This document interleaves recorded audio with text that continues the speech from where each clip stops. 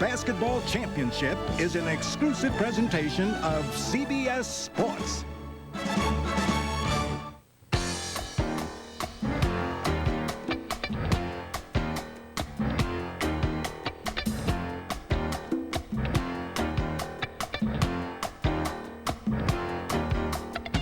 They say the neon lights are bright on Broadway, on Broadway. They say there's always magic in the air on Broadway. But when you're walking down the street and you ain't had enough to eat, the glitter rubs right off and you're nowhere.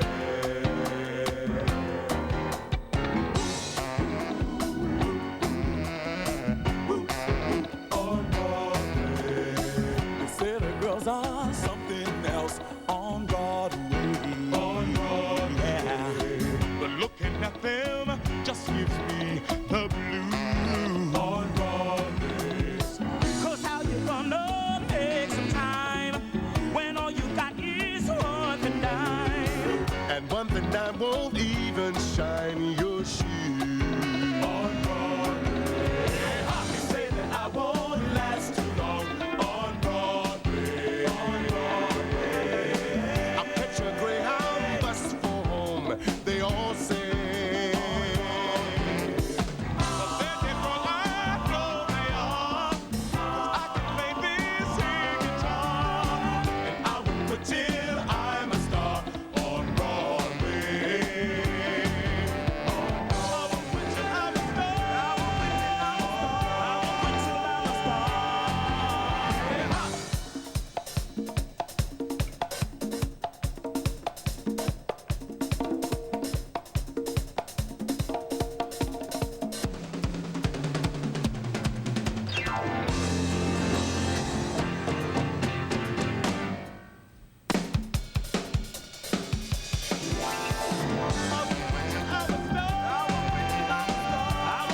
I'm a star. On Broadway.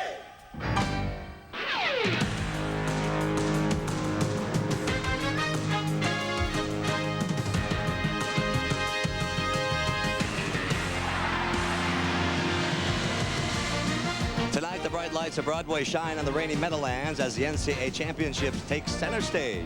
3 weeks ago, 64 lined up for the casting call, but only 2 won leading roles, Syracuse and Kentucky. Well, the air is charged with the electricity of an opening night. When the curtain falls, a new national champion will be crowned, and you, my friend, have the orchestra seats front and center right here on CBS. Good evening, everybody. I'm Pat O'Brien. Welcome to a prelude to a championship. You know, Syracuse is seeking its first national championship. Kentucky is going for its 6th trophy, and the tip time is 9:22. And on this April Fool's night, the Wildcats are heavily favored, but the underdog Orangemen are looking to fool the experts, much like that Villanova Wildcat squad did on April 1st, 11 years ago today.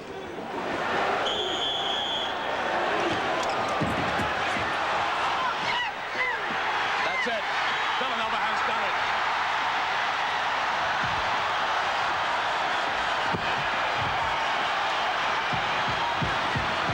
No, what a night. To pull off an upset, Syracuse will look to forward John Wallace, who passed up the NBA to stay for his senior season. Wallace scored a game-high 21 points in the national semifinal to lead the Orangemen to a victory against Mississippi State Saturday. As for Kentucky, senior guard Tony Delk will lead the Wildcats charge. He posted 20 points against UMass on Saturday night. And joining us now is our own Dr. Quinn basketball man, Quinn Buckner. And you've got a trophy like this back at your old school. What's it like for a player? Here you go, right? This moment is about the players. Do you believe you have a chance to win? And I'm Syracuse. I've got to believe if I can have my season-low turnovers as I did against Mississippi State, force Kentucky to shoot less than 40%, we got a chance to be the national champions. That's worth playing for. Ready to go. This is fun, isn't it? This is where time to go. Time to go. The Orangemen are getting set for tonight's championship game. Their coach, Jim Boeheim, is seeking his first title. A short time ago, Andrea Joy spoke with him. Coach, it seems your players are the only people who are not surprised they're playing in the championship game. As we get closer to game time, how would you describe their emotional state? Same way it's been all the way through. They're not surprised, and they're really the only ones that matter. It doesn't matter what everybody else does. It's just the people that go out there with the sneakers on, and we're ready to play, and we're going to give a good account of ourselves tonight. 11 years ago, you actually picked Villanova to upset Georgetown. Do you sense that this team maybe has some of that Nova magic? Well, that was a magical game, an unbelievable game, but that year Nova had played them close, so there was some indication that that could happen. But this team is ready to play. We know we're playing a great team. We know we have to play well, and we're ready for that. All right, Coach, thanks so much. Good luck. He's loose on the other bench. Kentucky coach Rich Pitino is also looking for his first crown. Pitino has a special relationship with Boeheim. He worked with him as an assistant at Syracuse from 1976 to 78. Earlier this evening, Michelle Tafoya caught up with Pitino. Your team comes in tonight heavily favored. What's the challenge for you as a coach tonight to keep this team grounded? Well, we're playing a team that beat Kansas, beat Georgia, who we had 2 rough games with, beat Mississippi State, who we lost to. So we don't look at point spreads. We look at how good our opponent is, and this is a terrific opponent. You're certainly aware that fans are not only expecting or waiting to see if Kentucky wins its championship, but to see if Rick Pitino, the coach, wins his first NCAA championship. How tough has it been to deal with those expectations?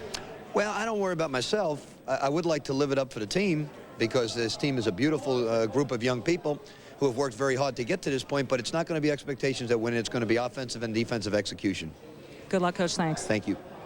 I don't know. You tried to read all kinds of things into those facial expressions. What do you see? Well, I see one thing for sure. Rick Pitino has to win a national championship. That's what everybody tells him. His team feeds off of that kind of energy. You would be concerned. Jim Boeheim, on the other hand, no one expected him to be here, so he's relaxed, and he's got to translate that energy to his team. All right, coming up, we'll speak with a pair of coaches who have taken their teams to championships. But tonight I'll be watching from the stands Duke coach Mike Krzyzewski and UCLA coach Jim Herrick when Prelude to a Championship continues. Yes, they did. CBS Sports presentation of Prelude to a Championship is sponsored by Honda, who offers an impressive family of cars, sport, utility vehicles, and minivans. It's a short time ago. Rick Pitino looked so serious, but there they were in the hallway getting ready to go on to the biggest game of their lives, and they look ready. You're looking live. They look ready, too, at the festivities in the Carrier Dome in Syracuse and in Lexington, Kentucky, where the round ball rooters have gathered to support their teams. Hello, folks. Keep waving. And joining us now are Jim Herrick, coach of last year's national champion UCLA Bruins, and Mike Krzyzewski, winner of back-to-back trophies, 91 and 92 with Duke. I'm playing a little hurt tonight, but I figure with you great coaches, you can get me through this, right? Welcome. Nice to see you here. Let's talk about Syracuse first. And everybody's talked about this 2-3 zone all weekend long. Can they win with this thing? The 2-3 zone tries to keep the ball outside. It's very active. You have to move the ball. 2 men across the top, 3 along the baseline, a 2-3 zone. You have to reverse the ball, screen the zone. They reverse it here. Here they screen the zone. The backside, John Wallace comes up and stops that. Otis Hill will help him in the corner. They get a little double team. They're real quick. Watch how they get back out and stop the shot right here.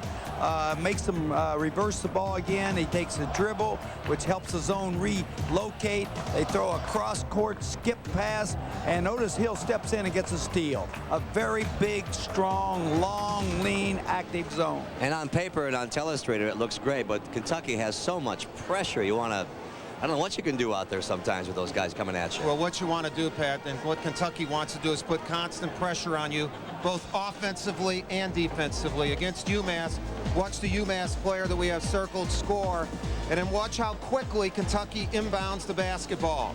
They want to take up a lot of space. The UMass players have a hard time seeing the ball. They advance. Kentucky advances the ball with a pass 30 feet to Ron Mercer. Mercer shot fakes and goes past an unset UMass defense. Right away, Kentucky puts pressure on the ball. Right away, they're putting pressure on the ball. The ball goes out of bounds, and that's what they're going to try to do against Syracuse tonight. Put constant pressure offensively and defensively. Which is going to work, Quinn? Well, here's what it's about. Kentucky has, in my opinion, the best 11 athletes and combination basketball players ever assembled. It's that quickness that they got to take advantage of so they can get themselves a national championship. By the way, I know two people who wish they were down there. Absolutely. You can have fun up here. Prelude to a championship will continue in a moment. Stay with us.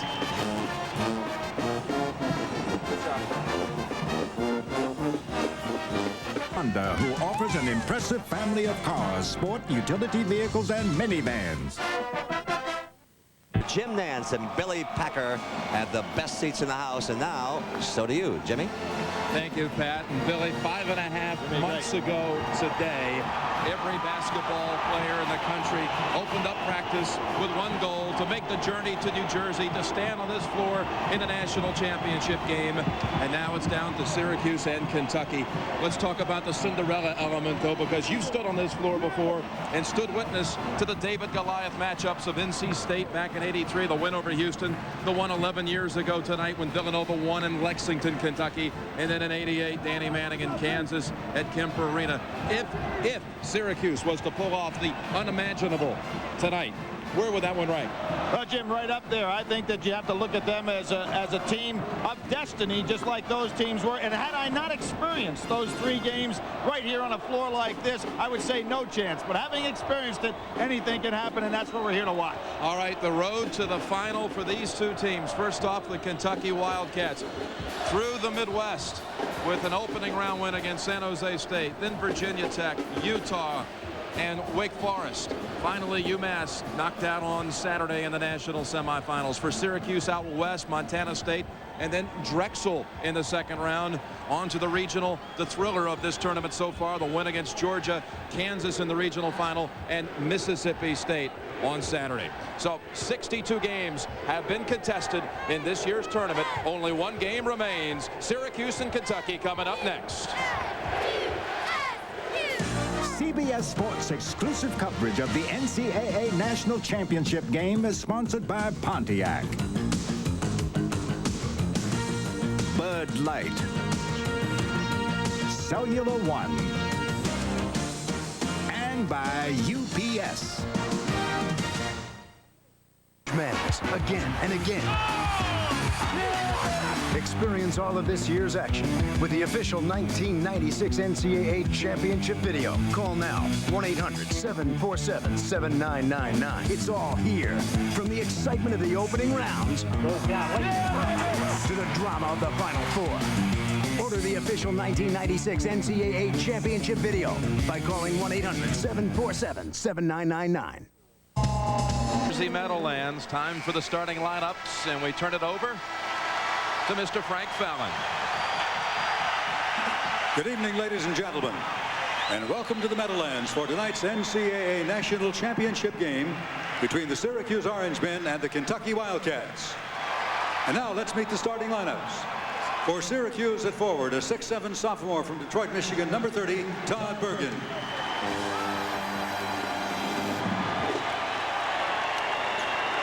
For Kentucky at forward, a 6'4" junior from Louisville, Kentucky, number 23, Derek Anderson.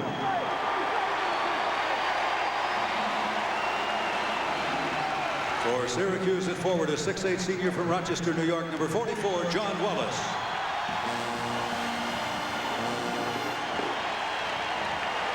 For Kentucky at forward, a 6'8" sophomore from Chicago, Illinois, number 24, Antoine Walker.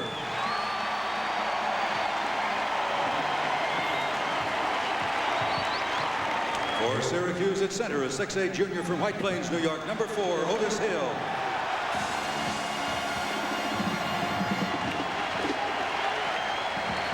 For Kentucky at forward, a 6'10" senior from Evansville, Indiana, number 40, Walter McCarty.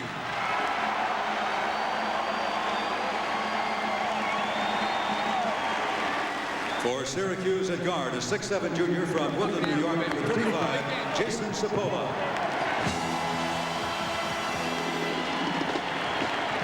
For Kentucky at guard, a 6'1" senior from Brownsville, Tennessee, number 00, Tony Dell.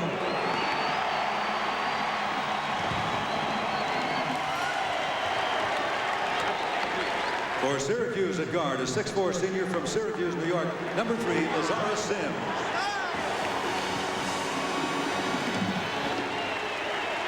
And for Kentucky at guard, a 6'2" junior from Lebanon, Kentucky, number 25, Anthony Epps.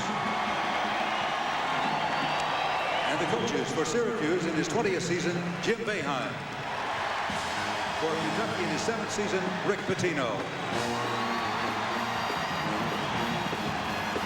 Professor Packer, it's time for your game analysis, things to watch in this championship game. Boy, so many tonight, Jim, but we're going to lead off with a couple that get you the heat of the night, and that's the Kentucky press. Can Syracuse withstand this pressure from so many different angles? Sims is the key man here. The dazzling dozen. Jim, somebody's got to give a name to this Kentucky team. You know, they've had rough stunts, and they've had the Fab Five. I'm going to give them the dazzling dozen because that bench scoring in minutes is so important to Kentucky. The third thing coming up, the meat hook. I'm talking about Dimitri Hill, not Otis Hill.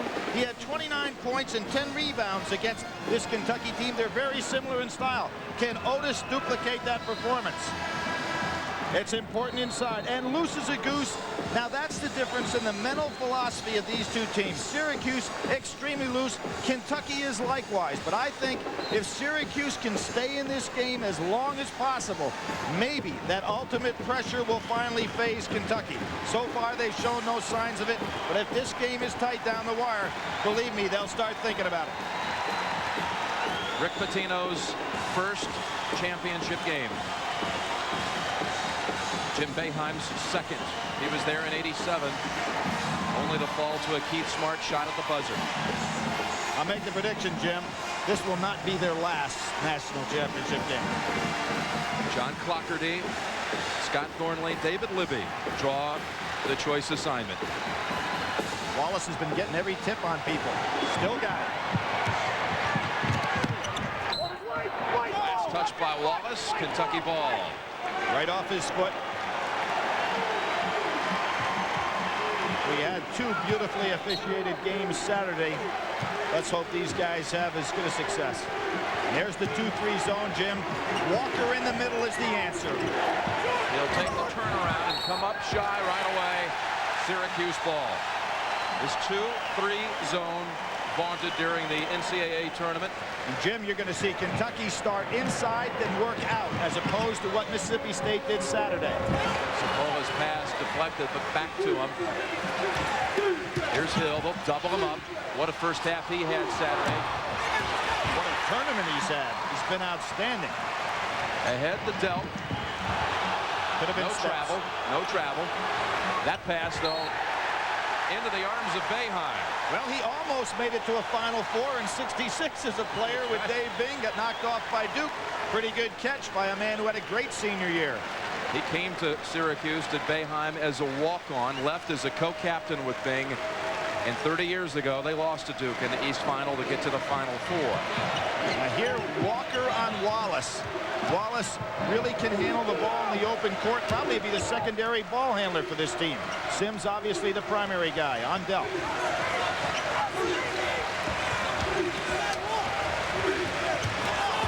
Wallace steps in. Travel. He's looking around. What? Might have been a little makeup. He traveled the first time, and it was missed, so he got caught on the second. He thought maybe he was heading to the free throw line.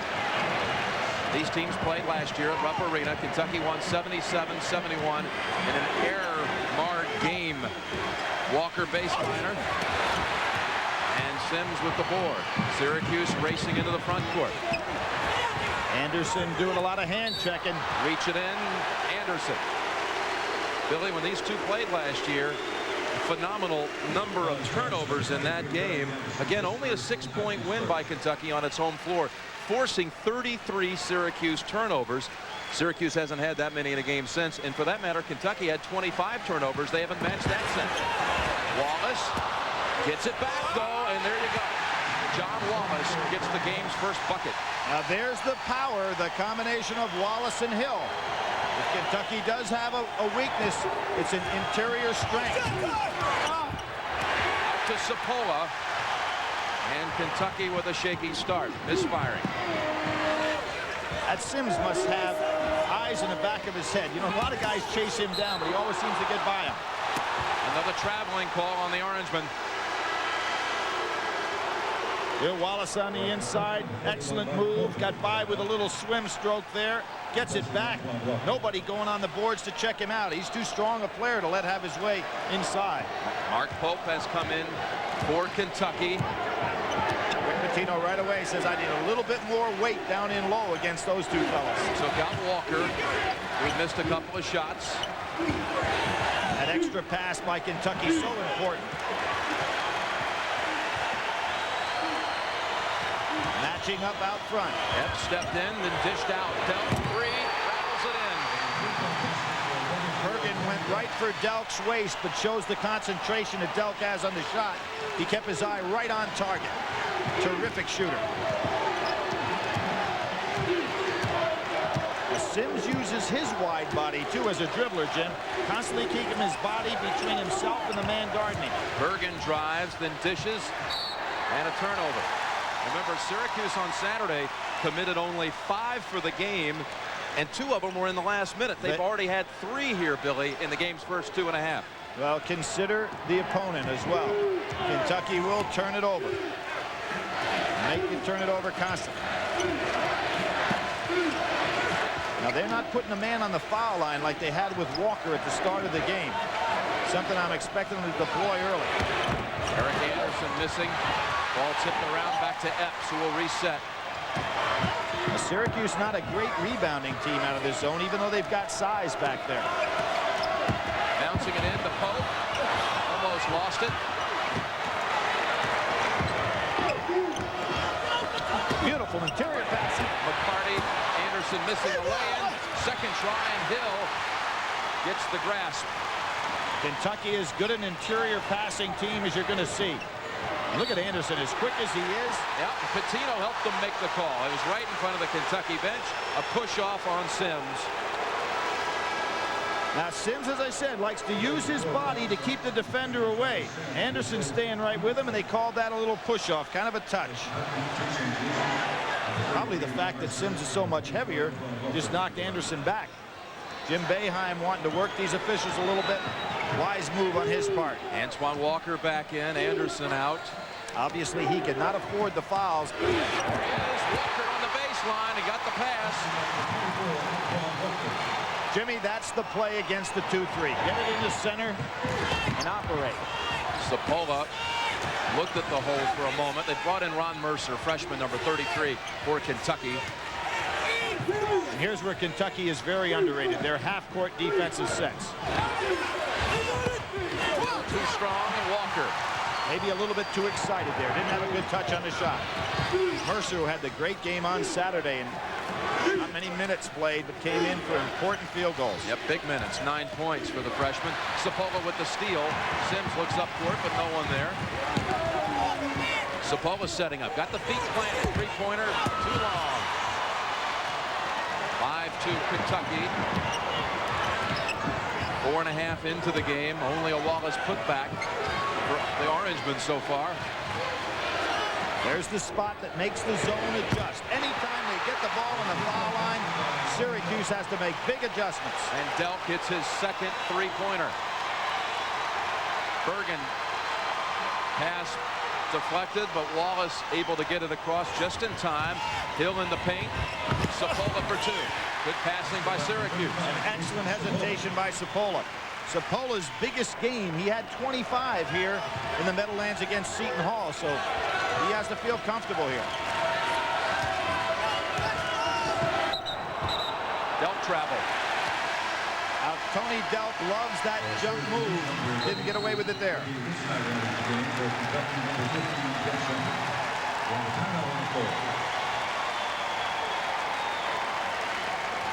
Here is the hole where the opening is available. Now watch what's going to happen. Kentucky comes inside, and then they work outside, and Hill has to make the adjustment. Watch how Kentucky deploys. Man comes up in the open area. Good bounce pass. Too late for Syracuse to adjust. And I believe Kentucky will wear that out until the Syracuse zone 2-3 becomes a 2-1-2. J.B. Reef-Snyder has come in for Syracuse, number 32, and Jeff Shepard on the ball right now for Kentucky, number 15. They double up Bergen. They got a 2-on-1 at this end.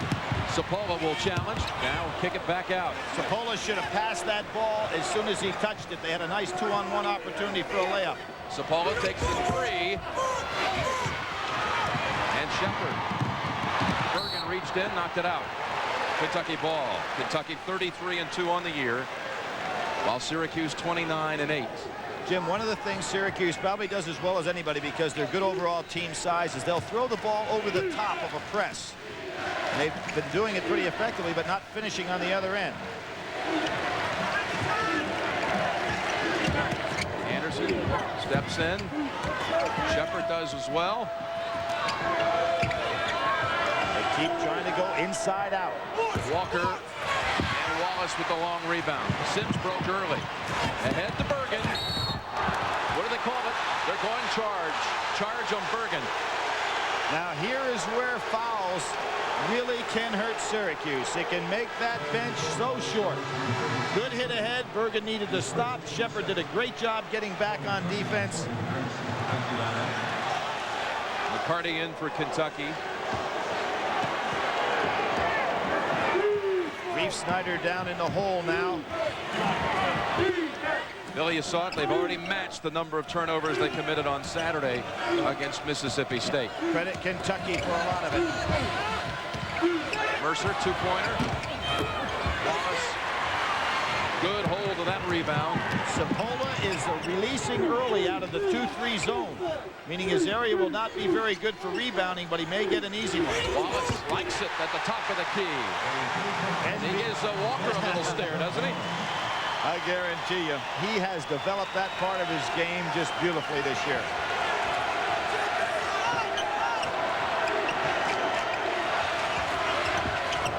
Walker, McCarty. How about those hands? What are those hands on Anderson, just slashing on in there. And here comes the wave from the dazzling dozen. Pope, Epps, Delk. All back in for Kentucky. And it makes no difference, Jim, what alignment they put out there. Mercer thought he was still in there. It looks like they have 6 on the floor sometime. I guarantee it'd be a good way to practice against them, the way they cover the court. Look at Anderson give it up. Pope. And Bergen battling on the boards. That's the one area where Syracuse does have depth, and that is with Hill and Snyder. Now a 6th turnover for Syracuse. Epps with the numbers. They left him alone. Pope, he'll take a 3. A little bit too anxious is Kentucky. They've got to get settling down in their half-court set. Ill-advised shot like that has very little offensive rebounding potential. Bergen 3 for the lead. Jim, Bergen really had the big game against Mississippi State, not only from the outside where he was 6 for 11, 19 points, 7 rebounds, solid. Delk to get it back. Yes. The player of the year in the SEC is pretty solid too, isn't he? He's knocked down 3 threes already. There's the double. Delk with a 2-on-1. Anderson back to TD. Look at this passing. And 1. Jim, before this season started, Rick Pitino says, I know that I have the best players I've ever coached. I don't know if I have the best team I've ever coached. I think that's an example of how well he's coached players to become a team. Look at this beautiful handling back and forth. And that's the second on Sims, player that Syracuse cannot afford to lose. Well, Sims has got to understand and recognize that the trap is coming and get rid of that ball. He has a tendency to want to dribble through traps, and with Kentucky, that's almost impossible. So Anderson, after the great passing between Anderson and Delk, gives Kentucky the lead 14-10. Delk with 9 already. We'll be right back. An impossible ticket at the Meadowlands, but ironically we have the 2 teams that went 1-2 in a total attendance figure this year, or average attendance. Kentucky won the title, Syracuse second. There's that business of going over the top, but very dangerous with the quickness. Anderson picked it off, and he gets it right back from Epps. There it is, Jim, turning defense into offense by the same man. And this was always the scary part. The last 2 days, everyone talked about it. Would Syracuse cave in to this full court pressure? This time they beat it. I'm up empty. Every dribble seems like an experience unto itself, doesn't it, against that press? Still got it off the hip. And Reed Snyder fouled by Anderson. That's Anderson's second, is that right? Yep. Number 2. Of course, that doesn't bother Rick Pitino. He can look down there on that bench and slide somebody in. And here comes Mercer. Now, Mercer earned playing time last week. Jim, you can see how Rick Pitino, with his professional background as a coach, knows how to split these minutes. I think that was invaluable experience he had with the Knickerbockers. And you also saw for Syracuse, Marius Gianoulis, number 42, come in, and Otis Hill has returned. Right there, 33. 33 held. That's Ron Mercer. Now, Rick Pitino, I just watching him on the sidelines, he told Walker, be careful, they're going to try to throw the ball long because they're having so much problem getting the ball in on the end line. So Walker's back here patrolling. And they don't guard the inbounds pass. Sims easily gets past the Wildcats that time. Cross court to Bergen. Gianoulis can shoot it from the outside. And Kentucky knows that, so they're playing him tight. Wallace drew the foul and he'll head to the line. Boy, he showed us a 25-foot jumper, and there he shows us the little jump stop for inside move. He has got a total ball game. Terrific job at going up against McCarty, who is an excellent defender. McCarty's first. And Wallace. 11 of his 21 points against Mississippi State came in that great drive in the last 8 minutes. He's a money player. Hit the big shot to beat Kansas. 10 in overtime against Georgia. He's had some kind of tournament. And he has 8 of Syracuse's 13. 16-13 Wildcats. Walker so quick to get the feet planted and turn around and pop it. The zone has so much trouble when that ball gets into that center area. How about this? Bergen being used as the primary ball handler, taking Sims out of there. Remember, Sims has those 2 fouls. Jim Boeheim trying to make sure he's not getting the 3rd foul on the offensive end. One of his 2 fouls was a push-off on the offensive end. And that's why Boeheim did it. Nice subtle move. Look at that. Spinning, firing, hitting, and heading to the line. And Jim Boeheim working one end of the court. Rick Pitino the others. Pitino saying no, that call was too early, but he certainly was in the act of shooting. He faked out Kentucky with that pass, the fake pass to the corner.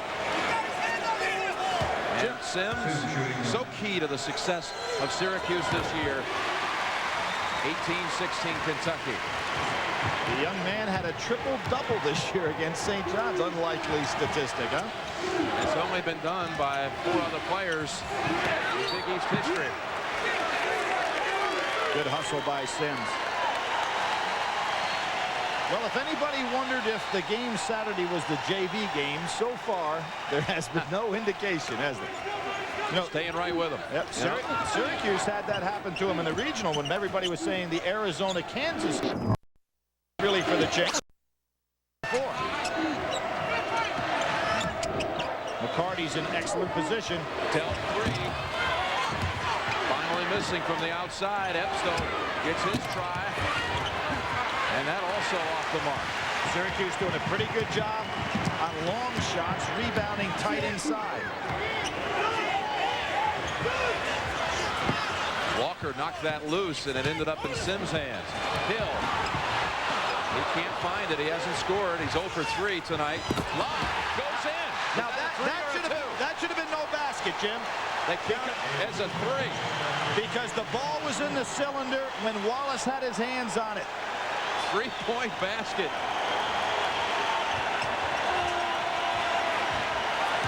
That's the second one you and I have seen in the tournament. A pass that became a perfect shot. Darnell Burton of Cincinnati pulled it off in the regional. Mercer steps in. Syracuse has the ball and a 1-point lead.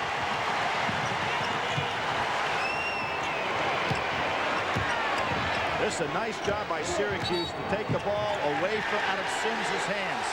Walker too tight on that one. Whistled for it. Jim, we'll see it right here. See, that ball is in the cylinder. I think he touched it. Oh, no question about it. The ball is in the cylinder, and Wallace touches it. See, so that should not have been a basket. And definitely should not have been a three. See, he touches the ball while it's above in the cylinder above the basket. You'll see it right here, without question, an illegal basket. And a three-point basket on top of it. Not like it was a two on an alley-oop.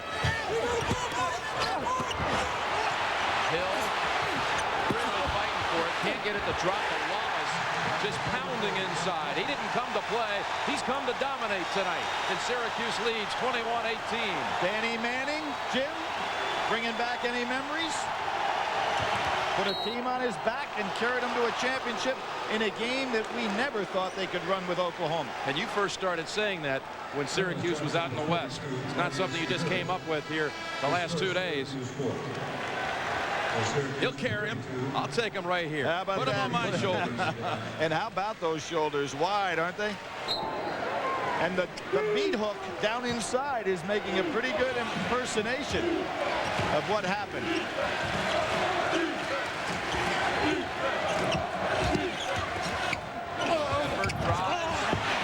Knocks it down. He'll try to draw the charge, no call. Now we're talking about Shepard was a starter last year in most of the ball games, so he comes off that bench with a lot of talent. Oh, that pass just wild over the head of Yanulis. Well, this is something that Jim Boeheim has to take the gamble on. Again, keeping that ball out of Sim's hands for a while. John Wallace has 10 points, 4 rebounds, and the Orangemen lead under 8.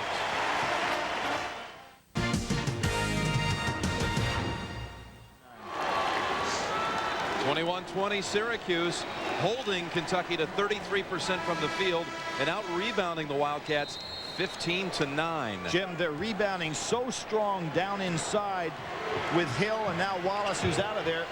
They were out rebounded 41-21 by Mississippi State. Wallace getting a blow for a moment. Something you don't always see with Hill and Riefsnyder in the lineup at the same time. Usually they just alternate. Same spot. But they go together here down low for the Orange. Well, Wallace is going to get all of about 30-second break. Yep, just an extra second or two. Nice piece of coaching by Jim Boeheim using the timeout. Look at Hill surrounded. He traveled. And Wallace right back in. Hill has got to understand where that double team comes from and throw opposite. Kentucky converges so well on that, and they work on it day in, day out. Rick Pitino made a nice point, too, and we've watched them practice, talking about how they go against zones 15 to 20 minutes every day. And he feels they're a pretty good zone team. They've been 50%, over 50% for the tournament coming in here, and Shepard throws it out of bounds. You know, that was not Shepard's fault. Walker actually should have been breaking to the basket. He stood still and just was a spectator. They go long. Yanulis, touchdown catch. But he spiked it in the end zone, so he'll bring it back out. Pope not as good a defender back there in center field as is Walker. They almost got by with it. Good Wallace on to carry the load, now kicks it out. Shepard bumps into Bergen. And that's the 7th team foul on Kentucky. You see, Wallace is so strong down inside. They tried to double team him, and he just powered the ball through. Similar to what we saw at Cincinnati against Georgia Tech. Sapola in for Yanulis, and Epps has replaced Shepard. Bergen will shoot a 1-on-1. Really improved his free throw shooting on Saturday. He certainly did, Jim. He was having all kinds of problems in the tournament up to that point.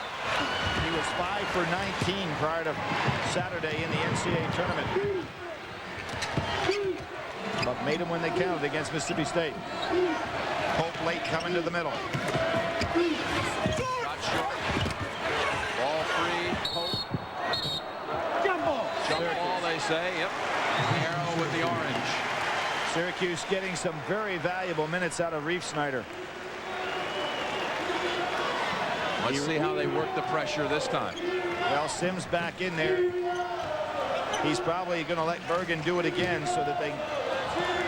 Oh, they got 2 on 1 down here. Wallace, pull-up jumper. What a night he's off to. He really is, Jim. He was thinking about passing that ball. Rick Pitino wants a 20-second timeout. They are going right over the top of the press. Wallace has amassed more than half of the Syracuse total. He has 12. Jim, you can see they're going over the top of the press. Walker that time should have anticipated, particularly with Wallace down there, that they'd go to him. That was a long pass to be able to get by with, as good as Kentucky is in the press. But they're not trying to put the ball on the floor with a dribble. They're going right over the top. Rick Pitino and his wife Joanne will celebrate their 20th anniversary on Wednesday. It's also the anniversary date when he was hired by Boeheim as a Syracuse assistant. And their wedding night was somewhat spoiled by Boeheim, who showed up at their honeymoon hotel in New York. Said, come on down to the lobby. I want to talk about hiring you here. They talked for 2.5 hours. He got the job. Mercer, three-pointer to tie it. A beautiful shot by Ron Mercer. Excellent follow-through. Question is, can Boeheim spoil the second biggest night of Pitino's life? Wallace, he was backing up on that one. That wasn't his traditional shot.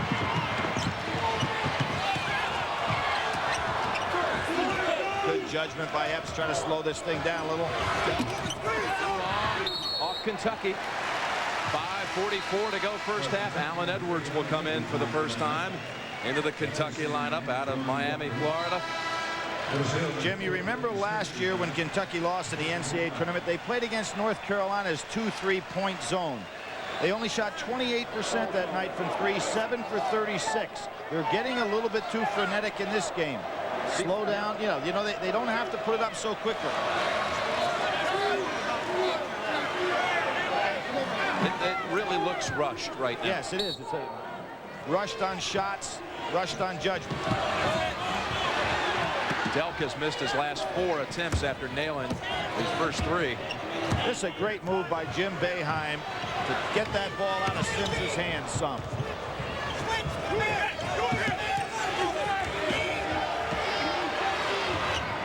Bergen's pass kicked by Delk, and that's a break, as Delk had that ball smothered. He was all over Bergen. I'm anxious to see what happens when the ball goes down the low post to Hill and somebody starts to cut to the basket. If Hill will touch it and make a touch pass to the cutter, Syracuse is going to have a layup. Mercer out, Walker returns.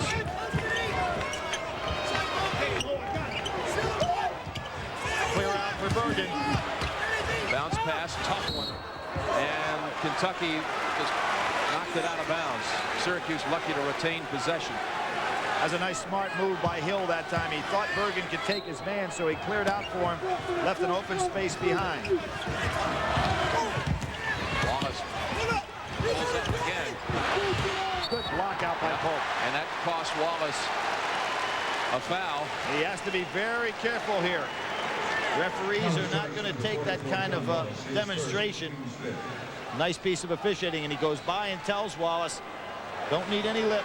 That's his first, Billy. The other thing, nice piece of boxing out way far out from the goal. Oh, sure. I mean, Polk was some 15 feet away, and he had him boxed out. Wallace thus committed the foul. Oh, yeah, you block out away from the basket as well as down in the interior. Textbook there for Polk.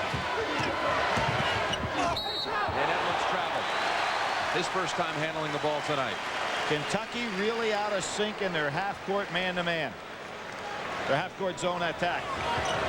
Sims breaks long. Sapola comes up to take the inbounds pass. Wallace can handle it, but they'll dish it back to Bergen, who's carrying the load here since Sims picked up his second. Wallace trying to conserve some strength and being down in the scoring area, too. You don't want him bringing the ball all the way up the court. You want him as the finisher. Bergen. And Syracuse back in front, 25-23.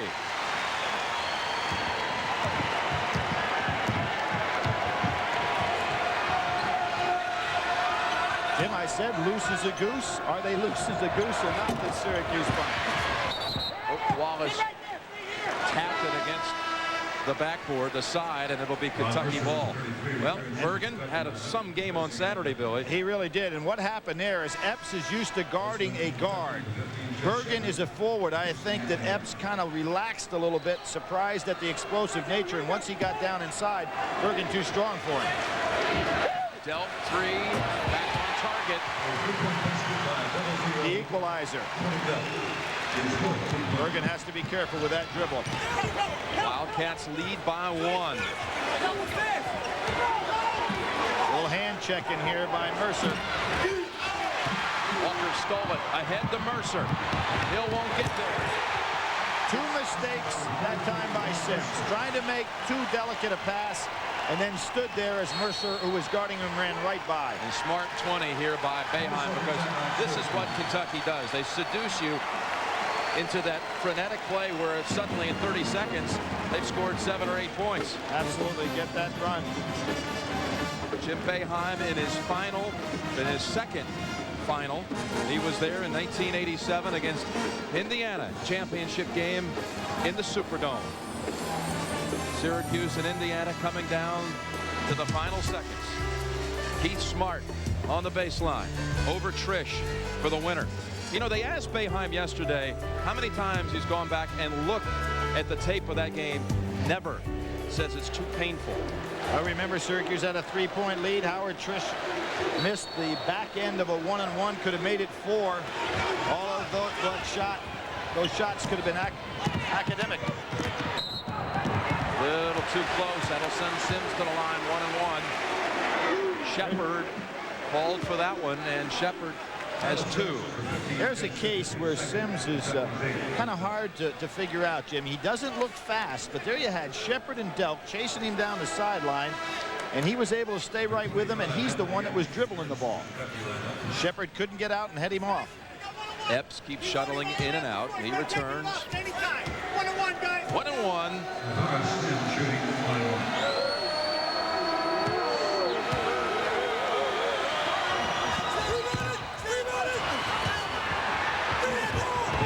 Tipped it out on the floor, and the arrow belongs to Kentucky.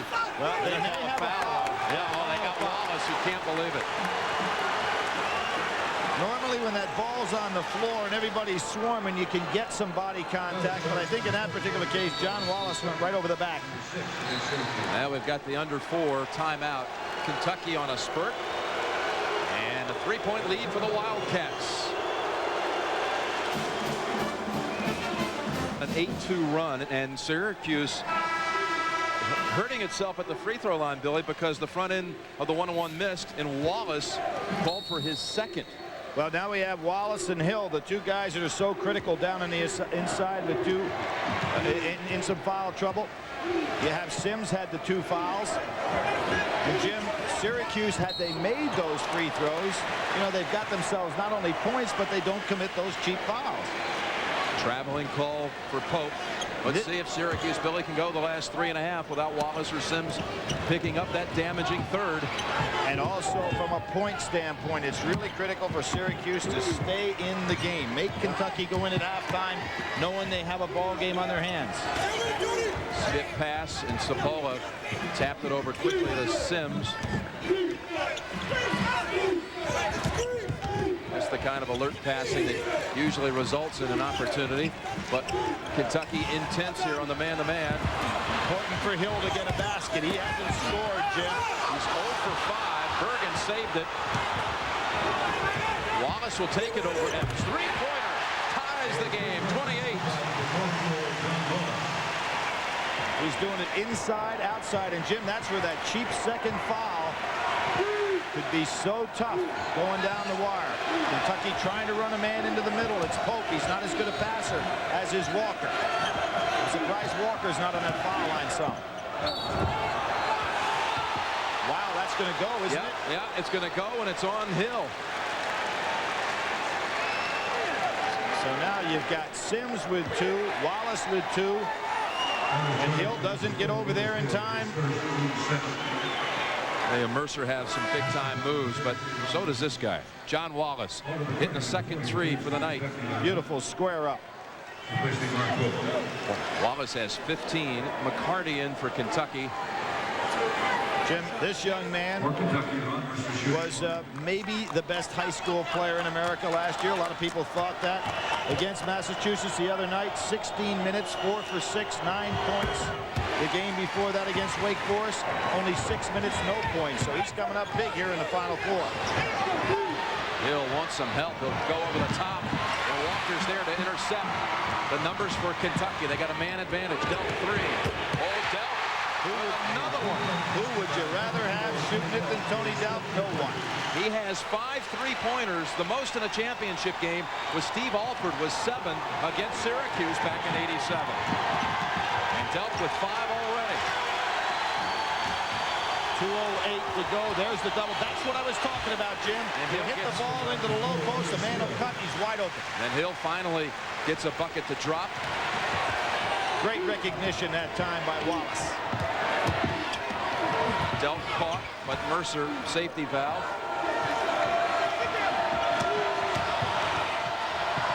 See that no-look pass. Yeah, Mercer over the top for 3. And Kentucky, Syracuse better be careful. Kentucky up 7 with 1:38 to go in the first half.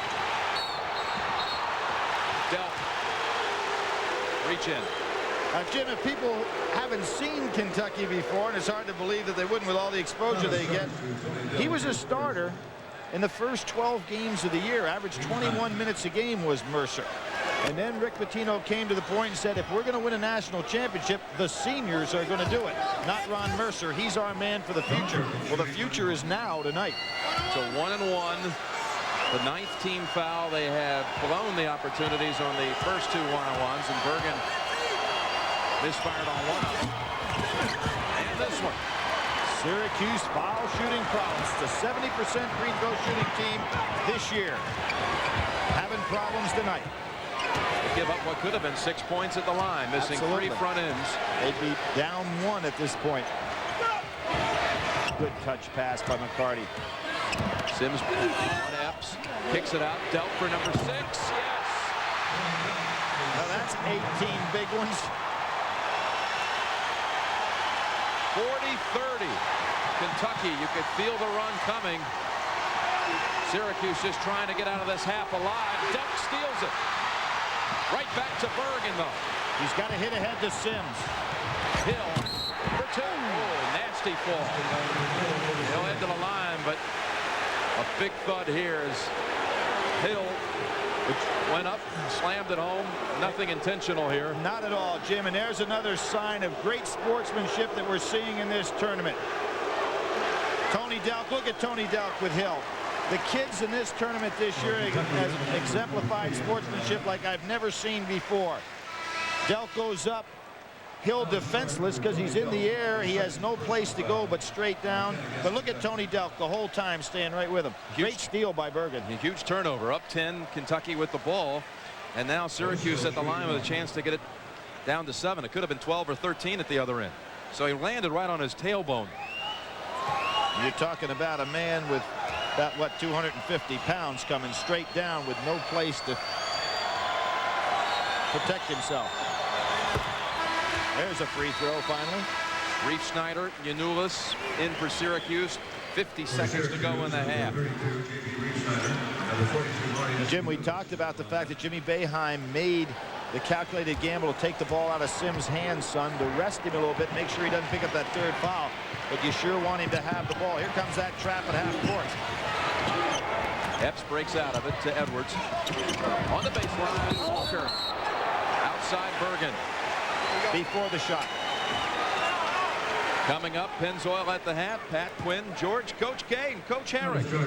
They'll have their first half analysis, plus a look back at the 1963 Mississippi State team. It made history, breaking down barriers off the court. That's coming up. Pennzoil at the half. Hope comes back in for McCarty. It's a double bonus. And 1 second, 1 8/10 second above the shot clock, so Syracuse will have to give it up. Actually ruled that, Billy, in the act of shooting. not the double bonus. So Walker with one more. 18 fouls on Syracuse. 41-33 Kentucky. This terrific run by Kentucky turned what seemed to be a low-scoring game into one where they changed the whole tempo of how the game is played. Oh, the dangerous pass. Especially when it's under the opponent goal. Janulis not a good ball handler either. Sims wants it. He called for it. Good move. You feel so much more comfortable for Syracuse when Sims has the ball in his hands. Just a 1 second differential. Shot clock, game clock. Syracuse can run it down. They got the ball in the right hands. Wallace not this time. Breaks free. He'll launch it in time on the mark. But Kentucky with a run at the end of the half. They broke a 28-28 tie with a 14-5 run to close the first half. With the score, Kentucky 42, Syracuse 33. CBS Sports exclusive coverage of the NCAA Basketball Championship will continue after this message and a word from your local station. CBS Sports exclusive coverage of the NCAA National Championship game is sponsored by Mercedes-Benz, Nike, Celtic Pride, and by Mountain Dew. Presents Pennzoil at the Half, sponsored by Pennzoil. For more engine miles, Pennzoil works like liquid ball bearings. Kentucky goes on a 14-5 run, and now we're up by 9 at halftime, 42-33 out here in the Meadowlands. And hi again, everybody. I'm Pat O'Brien. Welcome to Pennzoil at the Half. I'm joined by Quinn Buckner and coaches Mike Krzyzewski and Jim Herrick. And gentlemen, nice to see you again. We've had our first April Fool's joke of the game. The John Wallace three-pointer that was really an alley-oop. That was really nothing, right? It should have been nothing. When you look at the play, what you'll see is that, first of all, it's going to be a pass. But here's the issue. The right foot is on the three-point line. Now, secondarily, then there's a pass. And when the pass goes and it gets toward the basket, you cannot touch the basketball when it is in the cylinder. You see right there, John Wallace puts the ball in the basket with two hands. It's clearly in the basket. So there should have been no points for that. That was 3 points. The officials blew that call. But Mike, you would have gone crazy if that was you. Well, I'll tell you what, you feel like running out on the court. You want to throw up your hands, and you feel like someone's stealing your car and it's your national championship game. Jim, what's been the difference in the game? Well, Tony Delk came out really hot, Pat. He was incredible, got 18 points. And unsung freshman Ron Mercer, 11 points, averaging 7. On the other side, John Wallace doing a great job, 15 points. Otis Hill, where are you? Come on the second half, Otis. Coaching the game from up here. We like that. Coming up, we'll take a look back to see just how far we've come. The story of a basketball team in the American South of 1963 when Pennzoil at the Half rolls on after this. Anthony LaPaglia, the star of the CBS movie based on our friend Jim Valvano's life. Never give up, the Jimmy V story. And you can see it tomorrow night at 9 p.m. Eastern right here on CBS. Jimmy, we miss you. Well, the Mississippi State team returned home today after its loss to Syracuse in the national semifinals. The team was greeted by cheering fans who showed their appreciation for a great season, which included a win over Kentucky for the SEC championship. Mississippi State made its first Final Four appearance in the school's history this past Saturday, but in 1963 they made history when they played in the tournament for the very first time, as Michelle Tafoya reports. From deep within the red clay of Mississippi, there are whispers, memories of the 1963 Mississippi State basketball team that dared to be the first team from their state to break the color line and play in the integrated NCAA tournament. No school will be integrated in Mississippi while I am your governor. There is no case in history where the Caucasian race has survived social integration. We will not drink from the cup of genocide. 18 days later, James Meredith became the first black man to enroll at the University of Mississippi, touching off riots, bloodshed, and death. People look at us and only see bigots and racists. Hatred isn't something you're born with. It gets tough. It was an unwritten law in the state that white athletes would not compete against integrated teams. In 1963, Mississippi State was coming off their 4th SEC title in 5 years. The previous 3 championship squads declined NCAA invitations because of segregation. You know, racism denies people a lot of opportunities or privileges, and it denied us. The beloved Babe McCarthy coached those teams, forced to stay home. In 1963, Babe had the burning desire to play against the best. But it was Mississippi State President Dean Calvert who would make the decision. After receiving bundles of hate mail and opposition from politicians, Calvert still decided the team should go. The university was firmly behind him, as was most of the state. The decision had been made. The team would defy the politicians and go to their first ever NCAA tournament. The trick would be getting out of town. The Bulldog reserves came here to the Starkville airport. When no attempt was made to stop them, they called in the team's top 6 players to join them. They were met by a sheriff's deputy whose injunction was only for the president and the coach.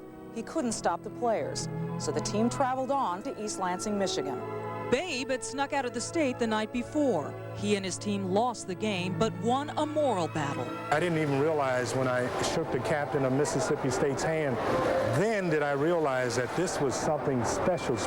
It was much bigger than a basketball game. It was a society moving in a direction that in other areas of the country had already moved into, but this area in the South had not quite moved that far. This game diverted the attention of a lot of the people from the integration issue. And in this instance, the Meredith situation had helped. The turmoil had been so bad that a lot of people just were not proud of what had gone on there. It opened my eyes to the world, well, to the country. We were, you know, influenced, you know, by history and traditions as young men. I had never spent much time trying to determine, you know, right from wrong. I was just trying to live my life the best I knew how, you know, and play basketball. You never have ugliness like that again. They say sometimes it's more than the game, but Quinn, in this case, it's always more than the game. The game, what the heck of the game, right? You know, what I see here, and I think most of us see, is you can see where sports has changed the society. And anytime that happens, I think everybody that is a part of that situation and learn about it are better for it. All right, coming up, we'll send you back to Jim and Billy at courtside with the second half. Enjoy the second half of tonight's championship game. We'll see you later.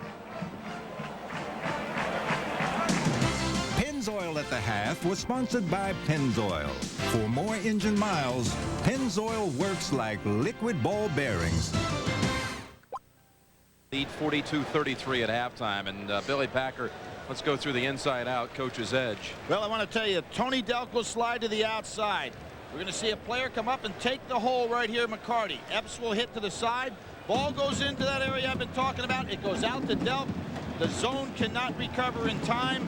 Excellent ball movement against the zone by Kentucky. Out to Delk, and this is one of his 6 threes by the zone time. The zone gets there. Delk is in. Now watch the play unfold. There goes the pass. Here comes McCarty up to the middle. Zone collapses. He hits across an opposite. Delk wide open for the patented jumper and buries it. All right, chance now to go through your pregame points and see how they're sizing up. Your game analysis, Billy. First heat of the night. Oh, without question, Jim. Look at this. Syracuse, 13 turnovers. UK with 15 points off of turnovers. Definitely a major factor in this game. And the dazzling doesn't. The dazzling doesn't. They just keep coming at you. Look at the difference. Kentucky, 13 points. Syracuse bench, nothing. 32 minutes to 12. The dazzling dozen comes there again. The meat hook. This was my Dimitri Hill, the University of Florida comparison with Otis Hill. Otis not filling up right there, only 2 for 7. As Jim Herrick said, he has to come forward. Dimitri Hill had 29 and 10 against him. Loose as a goose, Jim. Syracuse was. The score was 28 all with 2:54 to go. Then Kentucky went on a 14-5 run. and in doing so, maybe took some of that looseness away. What happened during that stretch, Billy, that 14-5 run? Well, I think a couple of things. Ball handling problems for Syracuse, with Sims having those 2 fouls, Jimmy Boeheim trying to keep the ball out of his hands. Syracuse really doesn't have that secondary rebounder, and when you try to go over the press, Kentucky is so quick in that back line that they pick them off, and their defense goes immediately to offense, and that's where they're so effective. All right, let's check out the first half numbers, Billy. Field goal percentage. Syracuse shot 50% from the field, better than Kentucky, in fact. Out-rebounded them by 2. Bench points, as you pointed out, Billy, an advantage that everyone expected anyway going in. Kentucky 13-0, though. Pretty large difference. Jim, I think we have a little controversy out on the court right now. I'm wondering if the floor is a leak on the floor.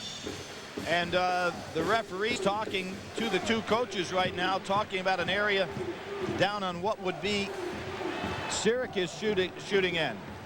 All right, Billy, we have more on that with Andrea Joyce. Andrea, what's the word? All right, well, Jim, as you know, it's been raining outside in the New Jersey, New York area. Apparently, the roof is leaking out here at the arena, and it's leaking down right on the foul, or right on the 3-point line, and they've been wiping it up. They think that they still have a leak. They're just keeping their eye on it, and they'll wait and see what happens. Back to you guys. All right, Jim, we talked about 6 guys. It seems like when you play Kentucky's press, we may have 5 players and somebody wiping up the floor. It really will be 6 guys out there. It was raining threes in the first half for Tony Delk, who hit 6 of them for Kentucky. 6 out of 7 from 3-point land. And there's that patented 2-3 zone still there. Epps trying to penetrate with the dribble. And Jim, Kentucky this year, 32-0 when they lead at halftime. Delk missed a chippy, though, and Syracuse comes out of there with its first trip down the floor. Anderson on Sims. Look at where he put his hand, right in his face. Yeah, Sims slapped it out of the way. Sims got to be careful with that one.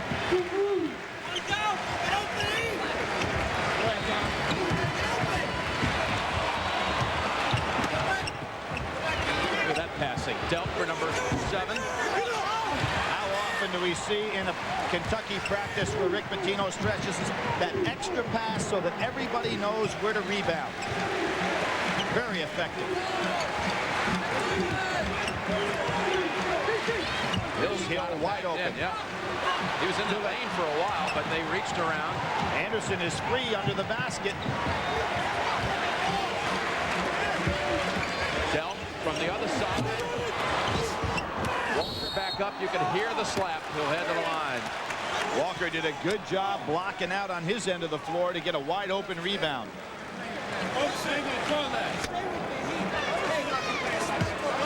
Here's where I talked about the face guard. Watch this right here. Anderson puts his hand up there. Sims backs it away. That's the kind of thing an official wants to get them organized in a hurry. Third foul on Bergen of Syracuse. Bergen with 3, Wallace 2, Sims 2.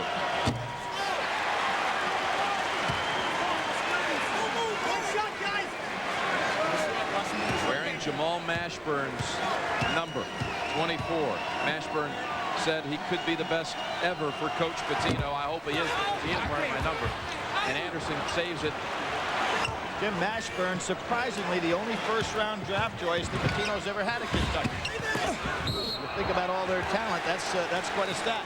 And Wallace able to generate a call against Kentucky, against McCarty, and that's his second. There's Kentucky not guarding the man, taking the ball out of bounds. Syracuse likes to go right over the top, but again, it's going to be Bergen handling the ball. This has been a big move by Jim Boeheim.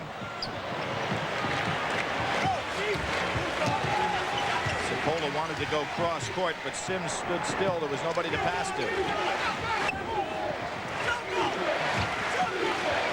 Almost 2 minutes into the second half, and no one has scored. Still 42-33 Kentucky. They're not hitting Hill when he's open. They're waiting, Jim. That was a wild shot, but the rebound chased down by Wallace. Sapola for 3.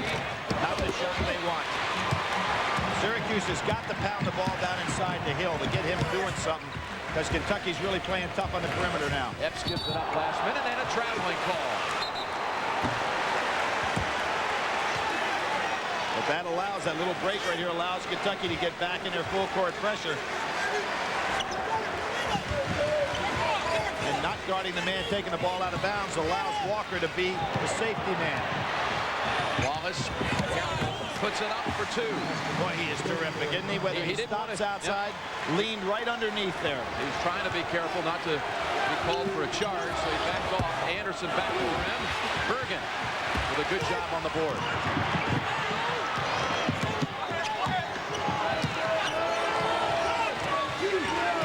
And here you can see again, Anderson bothering Sims by putting that hand up on him.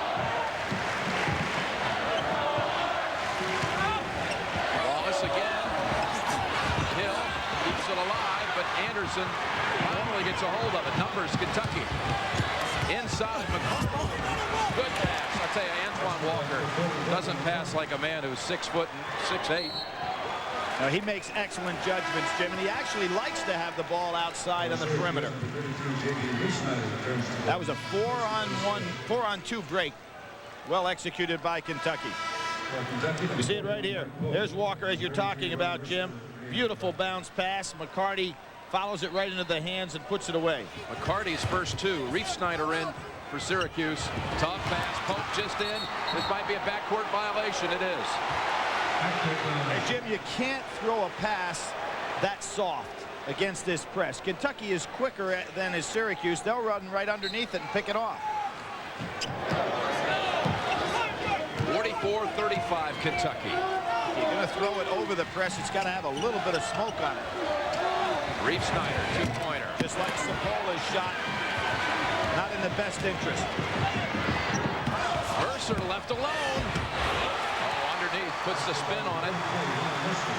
Now he's putting the spin on how good a player he is what he's doing. Syracuse now with its largest deficit of the whole tournament. Wallace, though, quickly adds 2 and maybe 3. And that's where the ball belongs for Syracuse if they're going to get back in the game. They've taken some ill-advised outside shots. Excellent bounce pass. Wallace spins.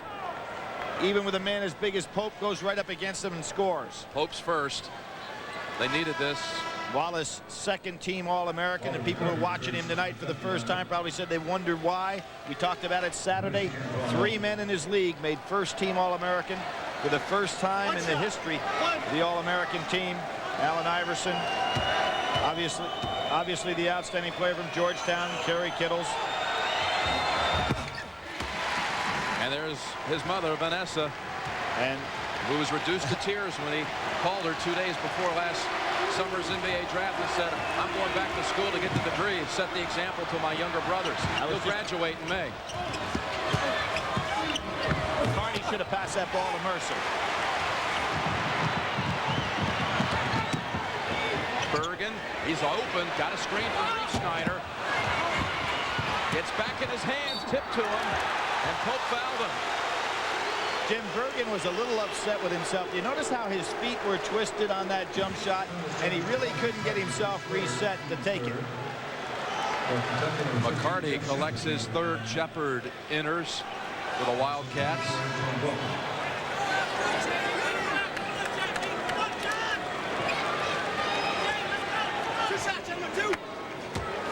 Bergen.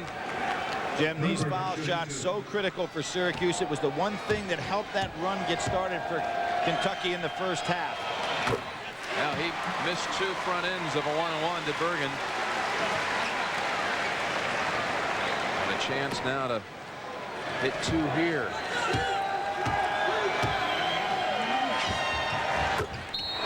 And his father Lamont shakes his head with pride. It was 11 for a moment, but Syracuse comes back to get within 6. Workmen are up on the roof right now and upstairs working on the roof of the arena, and that is because there is a leak. It's raining outside. It's been raining all day long, and the water is dripping down onto the court. The leak has gotten worse in the last 10 or 15 minutes. It's leaking now in about 3 different places. They're just going to continue to mop it up whenever there's a dead ball until they get it fixed. Back to you guys. All right, Syracuse with a steal. Jim, it's amazing the difference of Pope in the middle as opposed to Walker. Pope, not a good passer, really couldn't deliver. Sapola stuck for a moment. Bergen on the drive. Good move. Got the roll. Jim Bergen coming up big just as he did against Mississippi State, where he had those 19 points, 7 rebounds. And a huge second half. Mercer leans in. We had a freshman last year, Toby Bailey, who stepped up so big in the final. Look at that. Wide open. Wide open. Lays it in for 2. What happened? Tony Delk got so interested in Wallace, he didn't realize Zapola slipped behind him. Pope for 3. Walker slips to his hand. Well, Mercer really was the defender on that play against his own teammate. Well, it was an 11-point Kentucky lead just a moment ago, and Syracuse hadn't trailed by that many in the whole tournament. Inside, and it says Bergen slams it home. Jim Bergen's given Kentucky's matchups a lot of problems. That time it was Delk that caught on a bigger man. 22nd timeout, Kentucky. We'll see it right here. The screen goes on Delk. Delk on Bergen. Although Tony is a good leaper, he can't handle Bergen, who's got about 3.5 inches on him. Great lob pass. Excellent eye contact on the play. Second time tonight. Of course, the first time, Sims got credit for a 3. That was incredible timing, Billy. Just watching it courtside, watching it develop. I thought Delk was on him, but the timing was just right. The pass was perfect, and Bergen reached up to grab it as if to say, I got it. Knocks it down. You know, this game here at the Meadowlands is being played in, of all places, Bergen County. And he may be the king of Bergen County if he keeps this up. Let's think of what Kentucky has not done lately. They have not gotten the ball at all to Tony Delk. Right there, no shot. Zapola on the foul, just the second team foul of the second half for Syracuse. Tony Delk started off in that first half with a brilliant first half, 18 points. Kentucky has kind of forgotten about him. You know, Pope taking the outside shot. Oh, that's Wallace on a touch. Is it Wallace or Sims? Either way, it's a big, big foul. Well, Wallace, it's on Wallace. You know, the 3 fouls they called on Wallace are all very questionable. Absolute touch fouls. We'll see it here. John Wallace trying. Matter of fact, I'd have called the foul on Pope for an illegal screen. Yep. Gave it back to Mercer.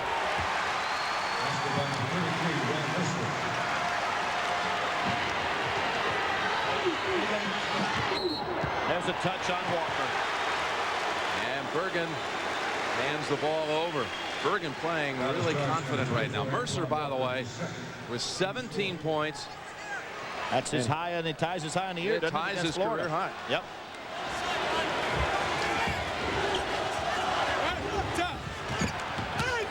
Wallace ahead to Sims. 50-46 Kentucky.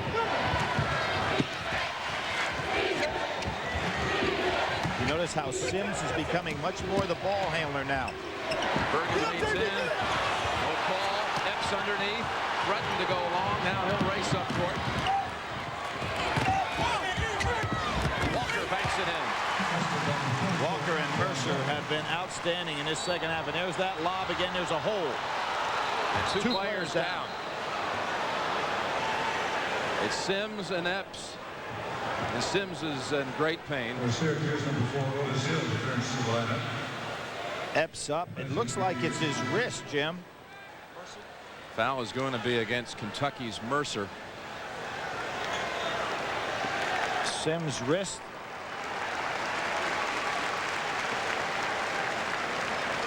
Run right into each other. It's on the way down where he hurts it. Epps is up. He's okay. He's going to walk it off a little bit. Sims a little shaken to the Syracuse bench. You knew it was in.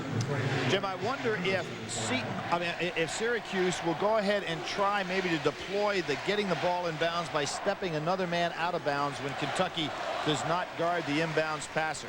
They're trying to throw these little lobs, short lobs, and it's getting them into some serious trouble. That one was just waiting to be picked off. There hadn't been a foul call. And what hurts on that, that puts Kentucky in a position to have a nice 3-on-1 advantage on the offensive end if they pick it off.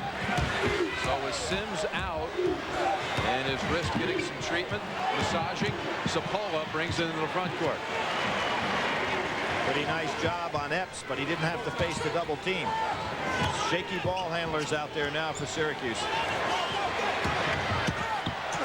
Wallace inside. He tried to force it, and Walker read it. Look at him. How agile is he?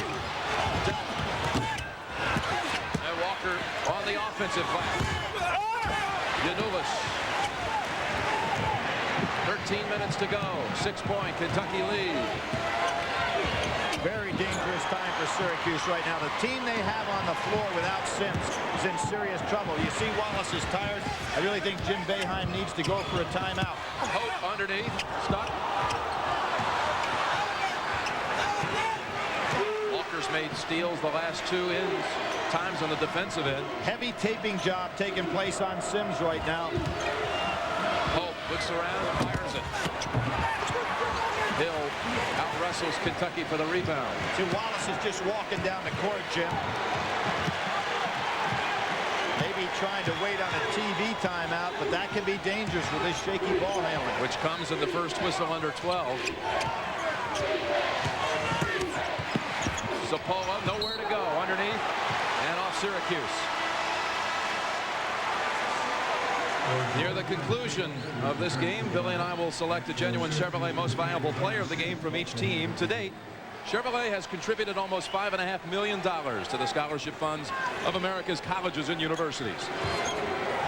Jim Sims has got a lot of tape on that wrist, and we don't know how uncomfortable it will feel to him when he tries to handle the ball. Well, we had a point guard last year in the championship game with a wrist sprain. He wasn't able to go after trying. Tyus Edney, UCLA, pulled out the win that night in Seattle. But there's no Cameron Dollar here to substitute for that position if you're Jim Boeheim. That's the one position he has no help on. They'll get a chance to rest now. Delk stepped on the line. Kentucky shooting only 25% in the second half, but leading by 6. Exclusive coverage of the NCAA National Championship game is sponsored by Genuine Chevrolet, Pizza Hut, AT&T, and by Goodyear. Syracuse in pursuit of a first ever national championship.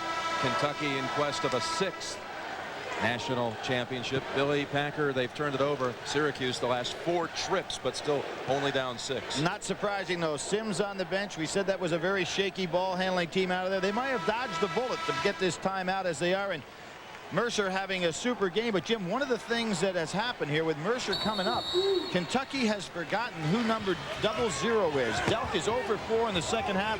They ought to get him back to stroking at 3. Here's Mercer again. He's everywhere. Mercer from the corner. 3-pointer. 20 points for the freshman. When we talk about the dazzling dozen, you never know which guy it's going to be coming off that bench. Tough pass. Sims. That's 5 turnovers. Actually 6. They turned it over twice out of the break. 6 in a row. Kentucky inside. Hope brings it out. Delk on track. Maybe 4. And who committed the foul? Is that Bergen? That's his 3rd. Bergen on the foul. I said they ought to introduce him to number 00. That's 4 on Bergen. 4 on Bergen, yep. So you had Mercer from one side, Delk from the other. They're really picking up the offense. So, Tony Delk. Tony Delk with a chance for the 4-point play. Timeout called by Syracuse. We'll be right back.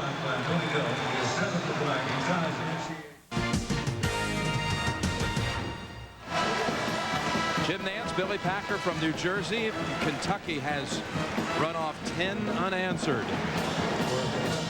And they have a chance to make it 11. Delk will head to the line. He has just tied the national championship game record with 7 made threes, tying the record of Steve Alford, set in 1987, Indiana, against Syracuse.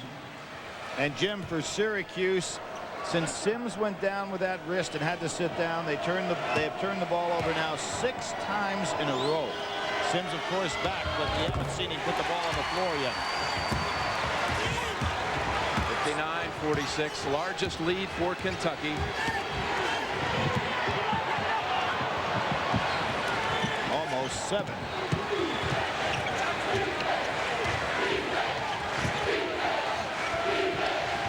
Key stretch over the next 2 minutes for Syracuse. We said loose as a goose. Now they start to tighten up. Hill.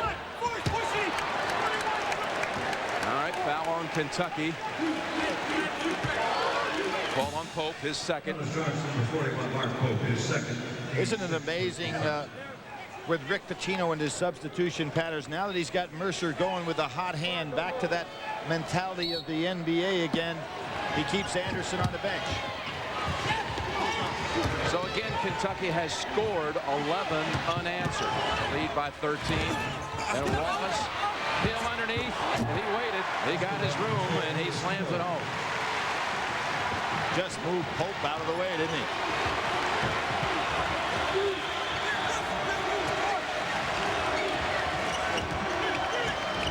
Pope kicks it back out. Mercer.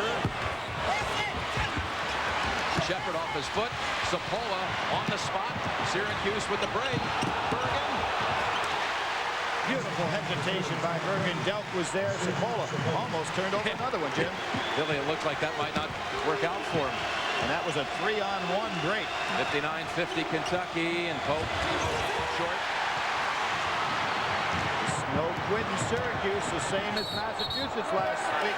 Big call there because Bergen had 4 fouls, and they call a block on Shepard. But Shepard never had position. Bergen put his head down like he was going through the line of scrimmage.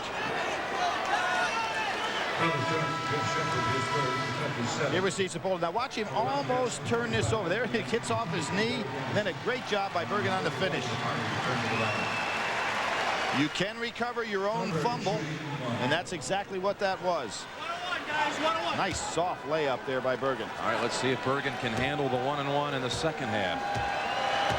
Does this remind you a little bit, Jim, of that Massachusetts game where they would get behind and they try to make a run against Kentucky? It's not a good position to be in. Another missed 1-and-1. Delk. Hill up high. Powerful rebound that time. Using that wide body to clean him out. Dribbling with that sore wrist. Wallace slams it home. Sims with the assist, and he's shaking off the pain. Rick Pitino won't go much longer before he thinks about a timeout. You know, McCarty's really limping out there. He is not himself. Anderson, three-pointer. Big time. 62-52, Kentucky. And with Mercer's hot hand, as I said, Anderson sat for a while. Now he's back in there completely rested. Knocked out of bounds by the Wildcats. This was a really courageous play. Really working that left hand. And the pass with the left hand, and of course he gets it to the man that can really finish in Wallace. And was he grimacing when he came back down court? Lazara Sims, who has 6 assists.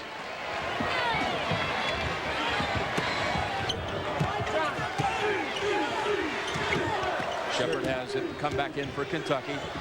Bergen, three-pointer. He hit the big one against Mississippi State, and that's one that answers Anderson's. Absolutely. When he squares those feet up, he looks awful good on that jump shot. He has 11 in the second half. The key in this game for Syracuse is to stay tight as long as possible. McCarty too strong. Anderson, 2 teammates battling. Should have been a walk. Shepard, three-pointer. Anderson way up. McCarty. Now a whistle. Traveling. McCarty, Wallace getting into a little bit there. Jim, I don't know. McCarty is really having problems on that ankle. I didn't see him twisted, but even on that jump shot when he went up, it didn't seem natural. All right. More good sportsmanship, Billy. And nice piece of refereeing, too. Mercer in for Anderson, who gave him a nice minute and a half. Tony Delk back on the floor. 62-55. Wildcats 8:24 remaining. 5 seconds. Be careful.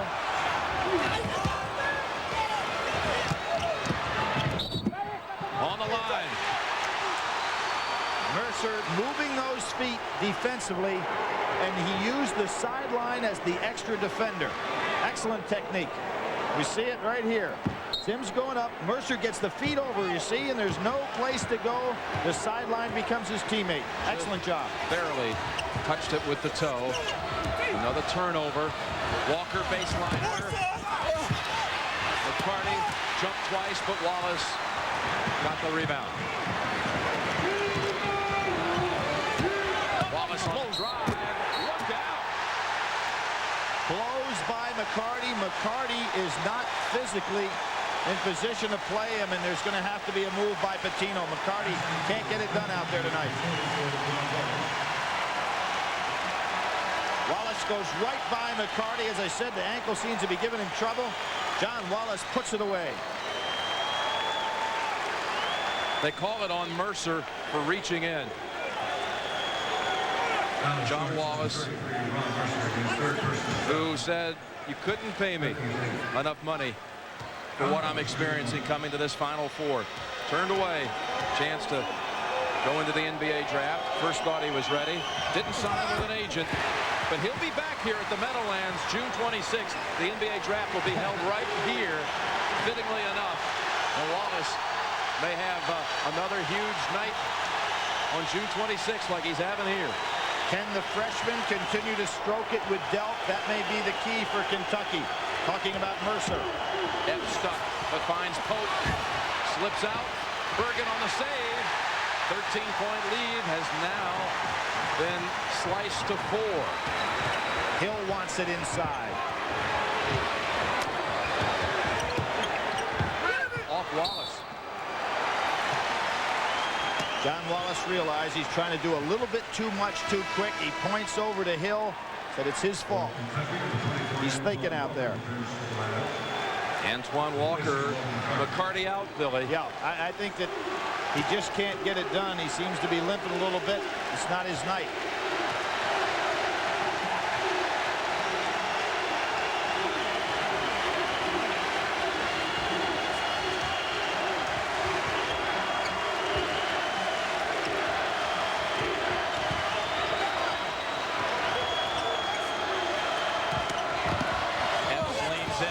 Walker on the spot. Almost as good as a pass. Change the press. Hill almost traveled. He did. He did travel. Can't say enough about Bergen tonight, what he's doing. Right back to Hill inside, and it just rolls off the front of the rim. Agonizingly close. Just couldn't get it up over Walker. There you see Pope setting the screen, trying to get Mercer open. There's some bodies swinging in there now. Hill's exhausted, but he's throwing all of that 255 pounds around. 6:20 remaining. 6-point Kentucky lead. Absolutely critical, Jim, for Syracuse to keep this tight. Why? And see, exactly, that's the kind of shot that'll kill you. Sims fired it. Kentucky with the numbers. Delk baseline way short. Oh, that was a case where Tony Delk, I think, got a piece of the arm, but it did hit off of Hill's leg. He's saying, yeah, I got hit in the arm first. Kentucky ball. You see it right here. Watch Tony Delk come down. See, he gets him on the arm, and then the ball hits off of Hill's leg, goes out of bounds. Kentucky's ball.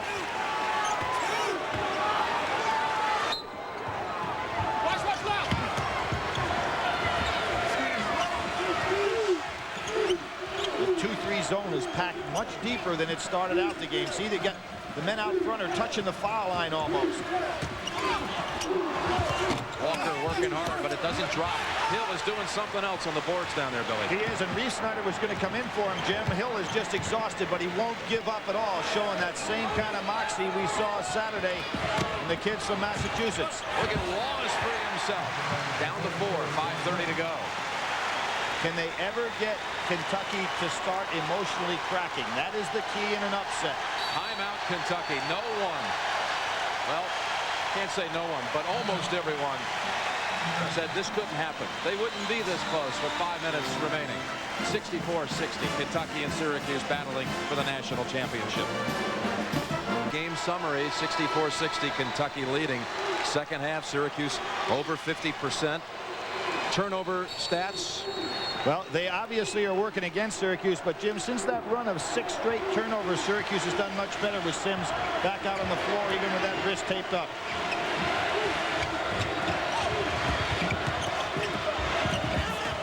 McCarty's back on the floor for Kentucky.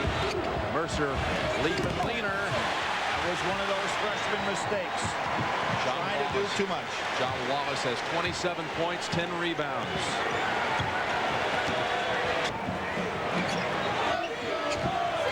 Screening inside. Snyder setting great screens inside. Wallace driving, and a foul on Pope. That puts Wallace to the line 1-and-1. Terrific inside screening by Snyder. I said Saturday, I almost think screen should be part of the stats.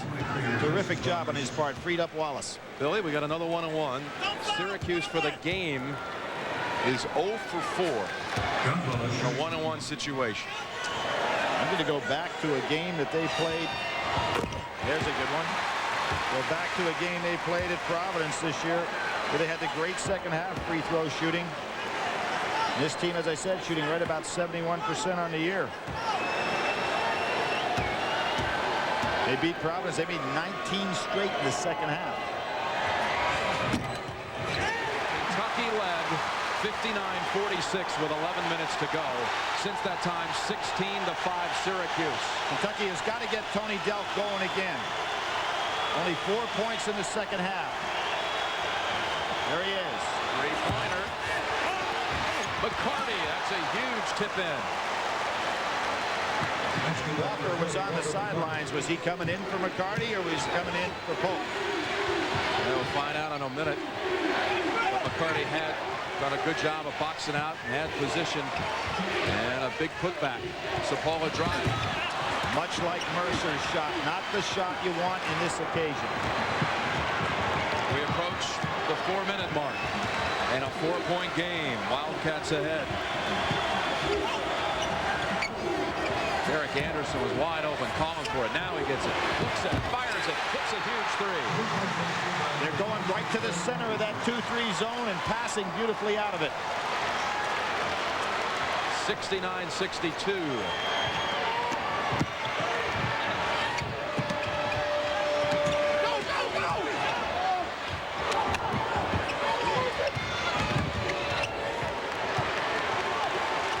Hill in there. Snyder not the offensive threat down low. They need another shooter.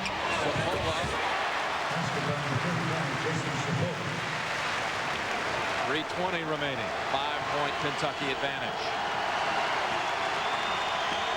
What a final it's been. Look at how well Kentucky has taken advantage of that 2-3 zone going inside. Epps too strong. McCarty to a teammate. Pope. Jumper good. McCarty out-battled 2 Orangemen on the baseline. And it amounts to 2 more for the Wildcats. Second great offensive rebounding job by McCarty. The last one he put in himself. Wallace beats all the pressure. And which way are we going? Charge. Anthony Epps stood his ground against the much larger foe. Now, Jim, I said if Syracuse could stay close, maybe they could get Kentucky to crack, but the opposite has been true. Kentucky guys have met every step of the way here and met that challenge in regard to emotions. Great job by Epps. John Wallace tried to go about 80 feet there, and that's very difficult to do against a club as well skilled as Kentucky. And that's 4 on Wallace. Bergen has been saddled with 4 for a while.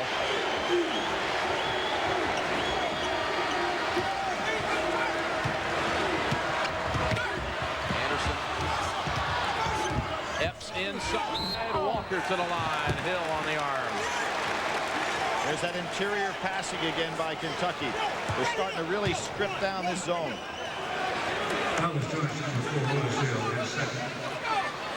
Jim Boeheim wants a 20-second timeout. A Billy, Syracuse had cut it to 2. Now it's Kentucky 7 and heading to the line. Kentucky's last championship, 1978. Kentucky and Duke played in the final.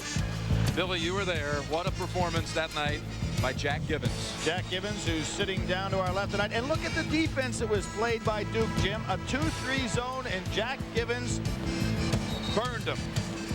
Incredible game by Jack Givens. 41 points on the night. Jim Nance and Billy Packer from the Meadowlands in New Jersey. The national championship game. The heavyweight Kentucky leading by 7 against the Syracuse team that opened the year not even ranked in the top 25, and in some places not even the top 40. And here they are with 2:25 to go, playing for the crown. Walker to shoot 2. And at Kentucky, they're waiting to celebrate. This isn't over.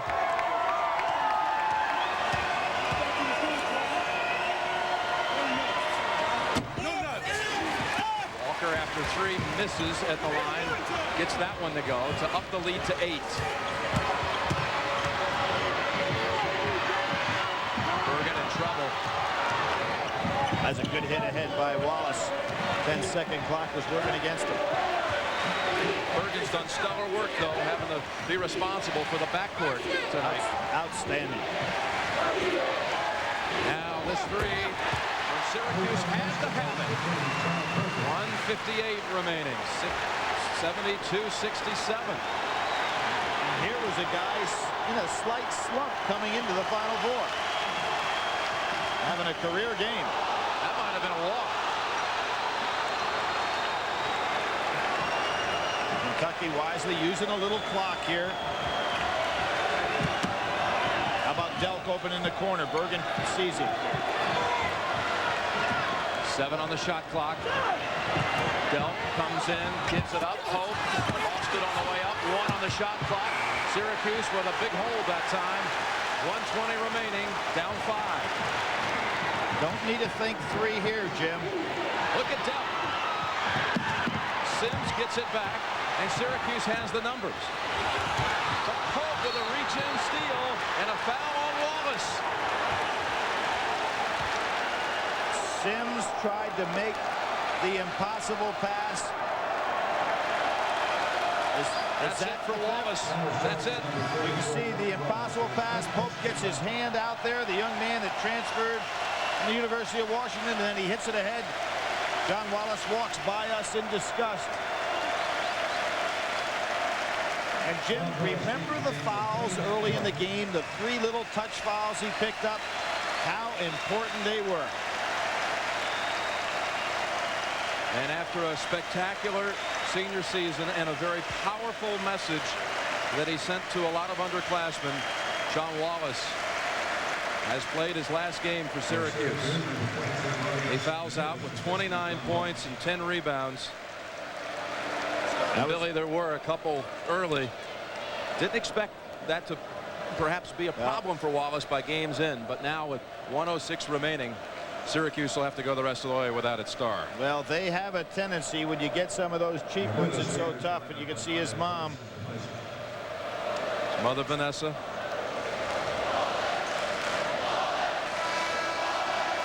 Yanulis replaces Wallace. That's the first game that Wallace has been disqualified with fouls this entire year.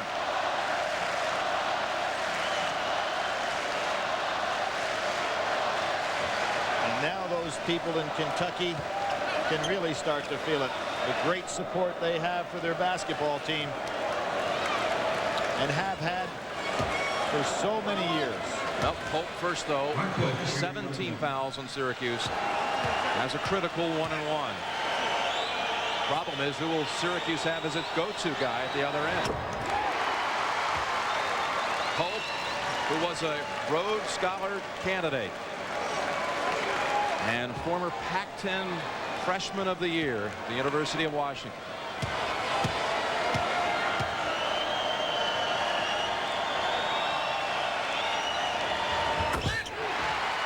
Don with a salute, and Kentucky up 7 with 1:04 remaining. Change their press a little bit. They're dropping back. It's Anderson on Bergen. You know who's the go-to guy. It's got to be Bergen.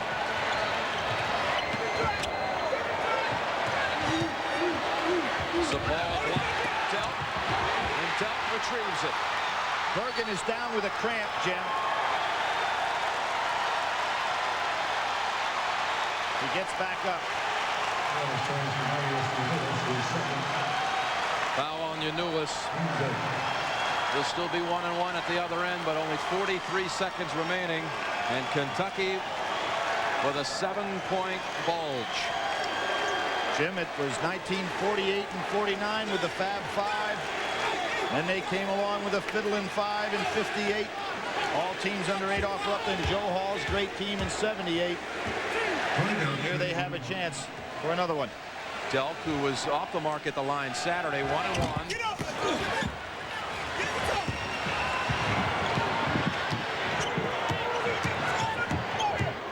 Just locking down that perimeter, that Kentucky defense. Sims way outside. Now, Kentucky ball. Epps has a cramp, but he doesn't want to come out of the game. He's been battling that leg cramp the whole second half. He does not want to come out of the game. We're talking about the high school athlete of the year, and he's not coming out. He's trying to sneak his way through to the very end of this ball game. And he's trying to hide so that the sideline doesn't see it. Here he is running. He can hardly run. Well, people have been saying since October 15th, when practice started, that Kentucky was the team to beat. They're 19 seconds away from claiming the crown.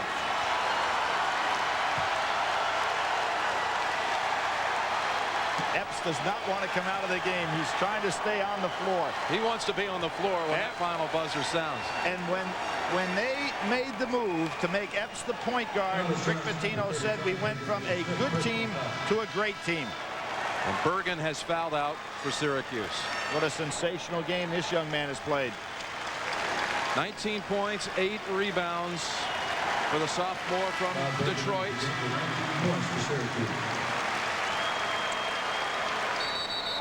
So Jim, Syracuse's third trip to the Final Four. Lost in 75, actually lost in the consolation game, which they had at that time, to a ball club out in San Diego. Lost both games out there.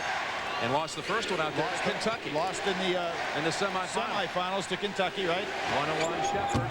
And lost to Louisville in overtime. Syracuse ball, only 16-9 remaining. And Rick Pitino about to win the championship. They want no fouls here. Sims to Walker.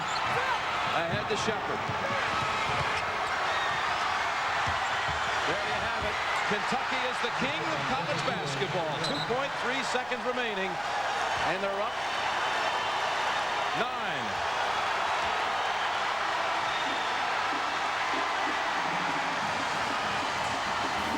How sweet it is.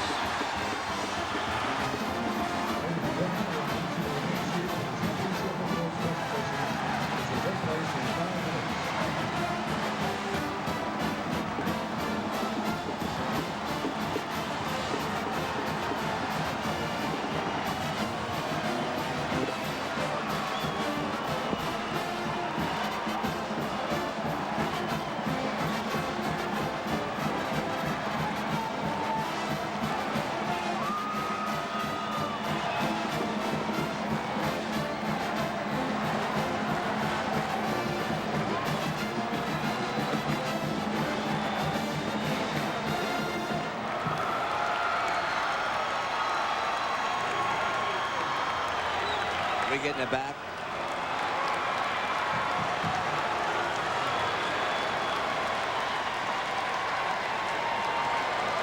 Well, Rick Pitino was born across the river in Manhattan. Said he grew up feeling profound loneliness. He was 8 years younger than his closest sibling. He dreamt day and night of sports, almost in a fantasy league of my own. He's in a league of his own tonight.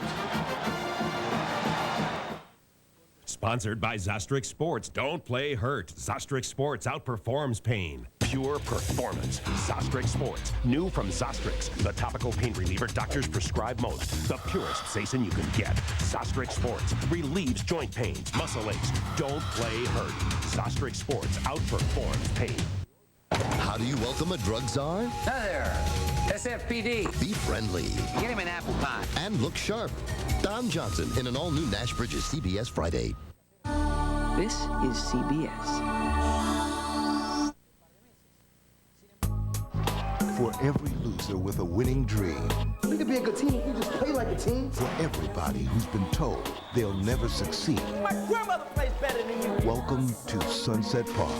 This is going to be our year. From TriStar Pictures comes a story about standing up for who you are. What happened? I said I tried to shoot somebody. We got to represent. Come on. Sunset Park. It's about respect. Rated R. At theaters April 26th. That Jerry Stackhouse always had a quick first step.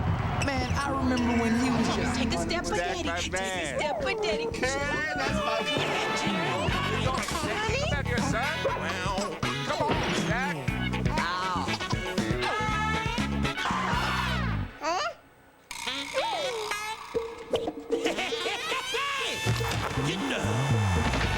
Oh, baby. Welcome back, Stack. My grandfather started the business not long after he came here. I've been running it now for 6 years. For me, there's a lot of pride in it. I've been given something that two men spent their entire lives building. How will it turn out under me? I think about that. About my family, the 200 people that work here. And I can't help but think about my grandfather. It's your life's work. Does your bank understand that? So you have tried to navigate an online service before. There is an easier way. Wow, a new online service from CompuServe. Try it free. You can get lost exploring the internet. But with WOW, it's easy to find your way home. WOW, a new online service from CompuServe. Try it free. Your local Ford dealer is a participating advertiser of this game. Your cheating heart will make you weep. You'll cry and cry and try to sleep, but sleep won't come.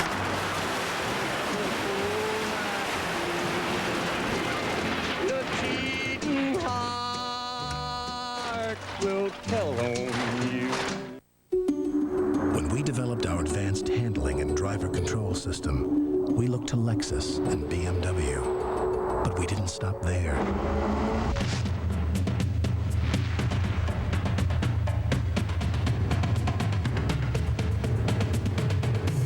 Chevy Blazer with the exclusive driver control system. Even if you never take it this far, it's nice to know it's there.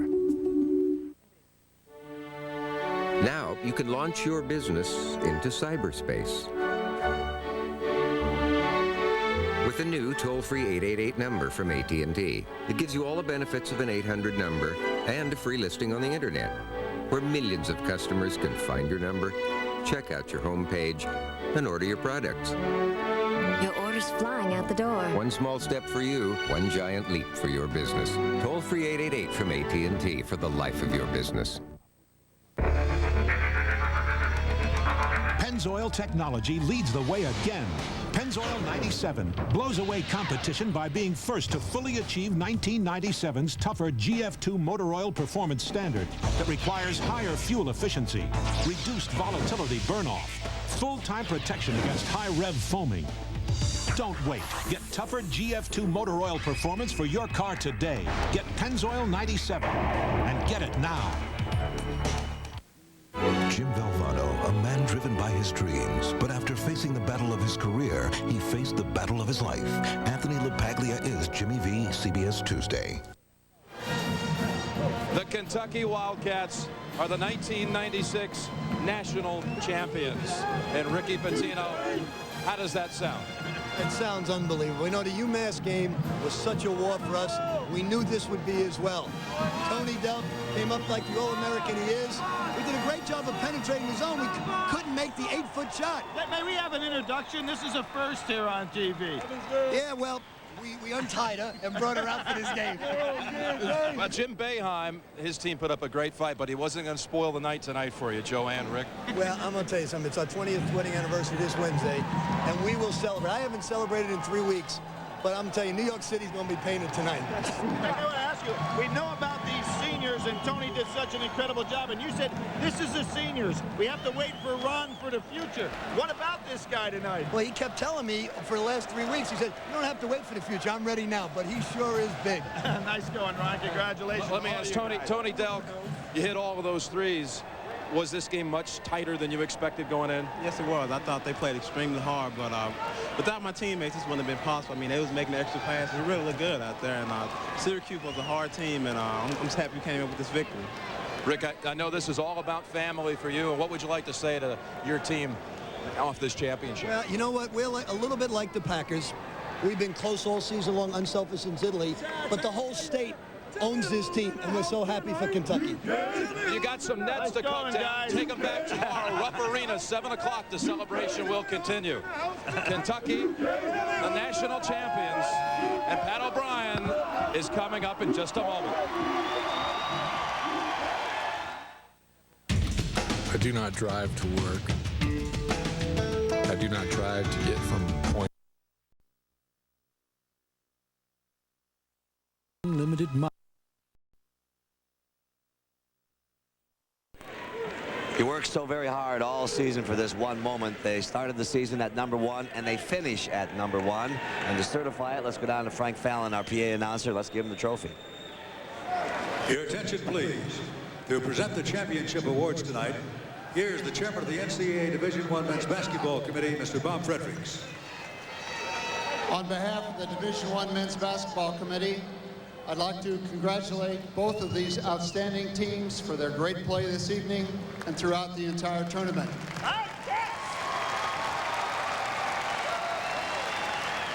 I'm now pleased to present the National Championship Trophy to Coach Rick Pitino and the University of Kentucky Wildcats.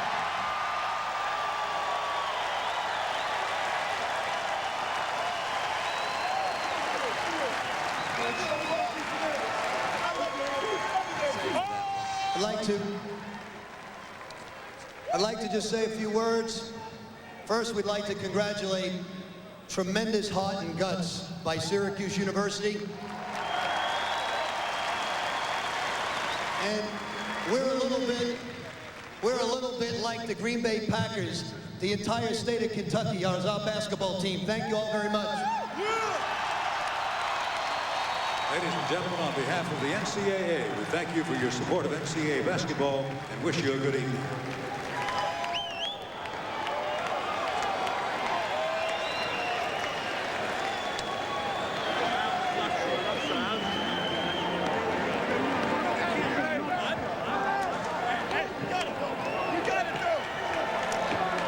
Piece of wood they call a trophy there could now become the #1 tourist attraction all of Kentucky. They can't wait to get that back down there. Haven't had one since 1978 as they sing their school songs. We'll take a break and be back in a moment. Stay with us.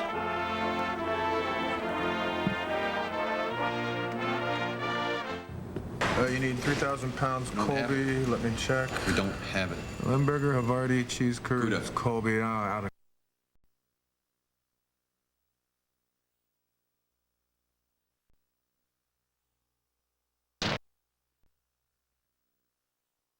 Yes, well, our Chevrolet players of the game, John Wallace of Syracuse, 29 points and 10 rebounds, and Tony Delk of Kentucky had 24 points, tied an NCAA championship game record with 7 3-point field goals. Steve Alford and Dave Seeger of Oklahoma had the other ones. Now, fellas, you guys waited for a long time for your championship. What is Rick Pitino feeling right now? I want a great congratulations to Rick Pitino.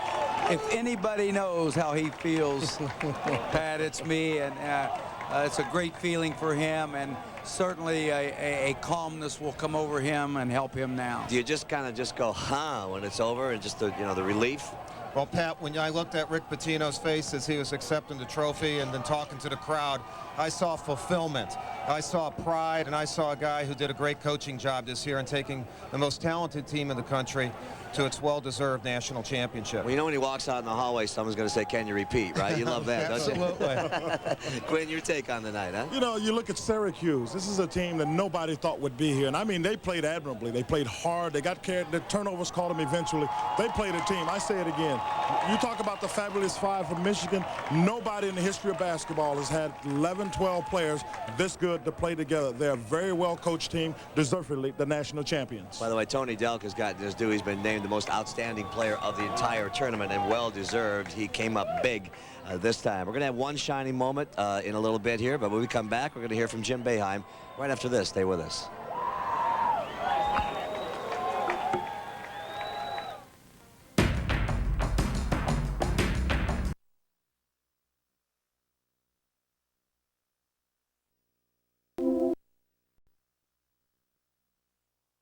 Or what? Recorded this interview a short time ago with Andrea Joyce. Coach, you gave them a tough battle. How tough is it, though, to sustain a comeback when they keep coming at you with fresh legs? Well, you know, we knew that. We knew it would be tough, but I don't think that that was the key to the game. I just thought Kentucky made a couple great plays when they had to. I don't think we got, I mean, we were tired, but no more than usual. We played the same 7 guys all year. You know, we knew we were going to turn over a little bit, but Kentucky just made great plays. Delk's a great player, great senior. When we got down 13 or 14, most teams Kentucky would have blown out at that stage. I'm just proud of my players. They weren't going to give up. They were going to come back, and we cut it to 4. We had a good opportunity, but you have to give Kentucky credit. At that stage of the game, when we cut it to 4, they made 2 great plays, and that was the ball game. But my kids have just had so much heart all year long, and in this tournament, I think they earned a little respect. How satisfying is this for you? You've had great teams in the past, but to accomplish so much with this particular team when it wasn't expected? Well, you know, whenever you do something that's unexpected, it's nice, but I'm just proud of the kids and feel bad because they gave everything they had, and sometimes in sports that's not enough, and I think that's what I told them at halftime, at the end of the game. It is enough when you give everything you had. Coach, thanks so much. We appreciate it. That could be the story right there. One coach backstage, one coach on center stage, cutting the nets down. Rick Pitino. When we come back, we'll have your shining moments.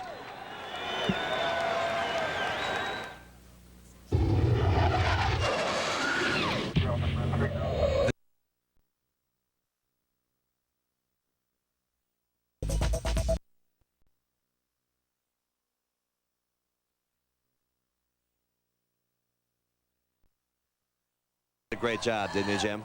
To get all the players he had, Pat, to blend in together, he did a marvelous job, and I want to congratulate him. What are the next few days like for him now, Mike? You've been through this a few times. Not much sleep, but you don't even want to. There's this constant smile on your face. It takes the player sometimes a little bit to understand what happened to him. But for the Kentucky Wildcats, this is their shining moment. Nice to see all you guys. How much pizza and ice cream did we eat last week? A little too much. Well, we congratulate a Kentucky team and Coach Rick Pitino, who met all the preseason expectations, winning the school's first title in 18 years. As for Syracuse, you know what? If your kid came home from school and said, "Mom, Dad, I came in 2nd out of 64, you'd put them up on your shoulders. And as we say goodbye, we'd like to thank all the players, coaches, and schools, as well as the people behind the scenes who brought all the exciting sights and sounds of the games into your living room. And now for our final farewell to the college basketball season, a look back at some of the shining moments from this year's tournament. So long, everybody.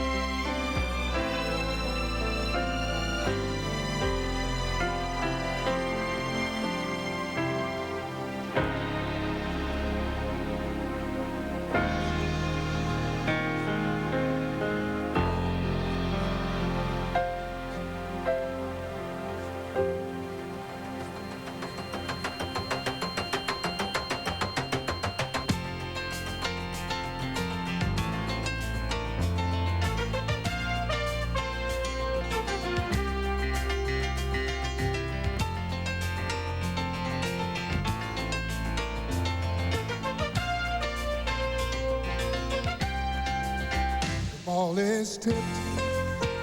There you are. You're running for your life. You're a shooting star. And all those years, no one knows just how hard you work. But now it shows that one shining moment you reached deep inside. In one shining moment you knew you were alive. Feel the beat of your heart, feel the wind in your face. It's more than a contest, it's more than a race.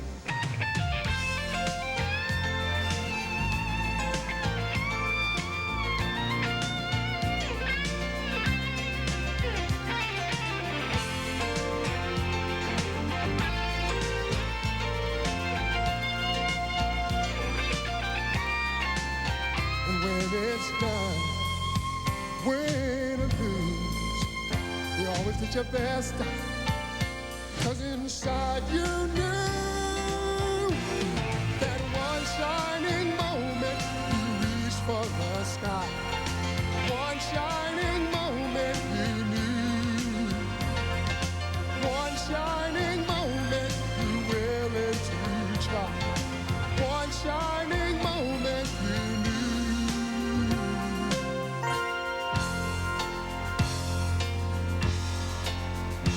One shining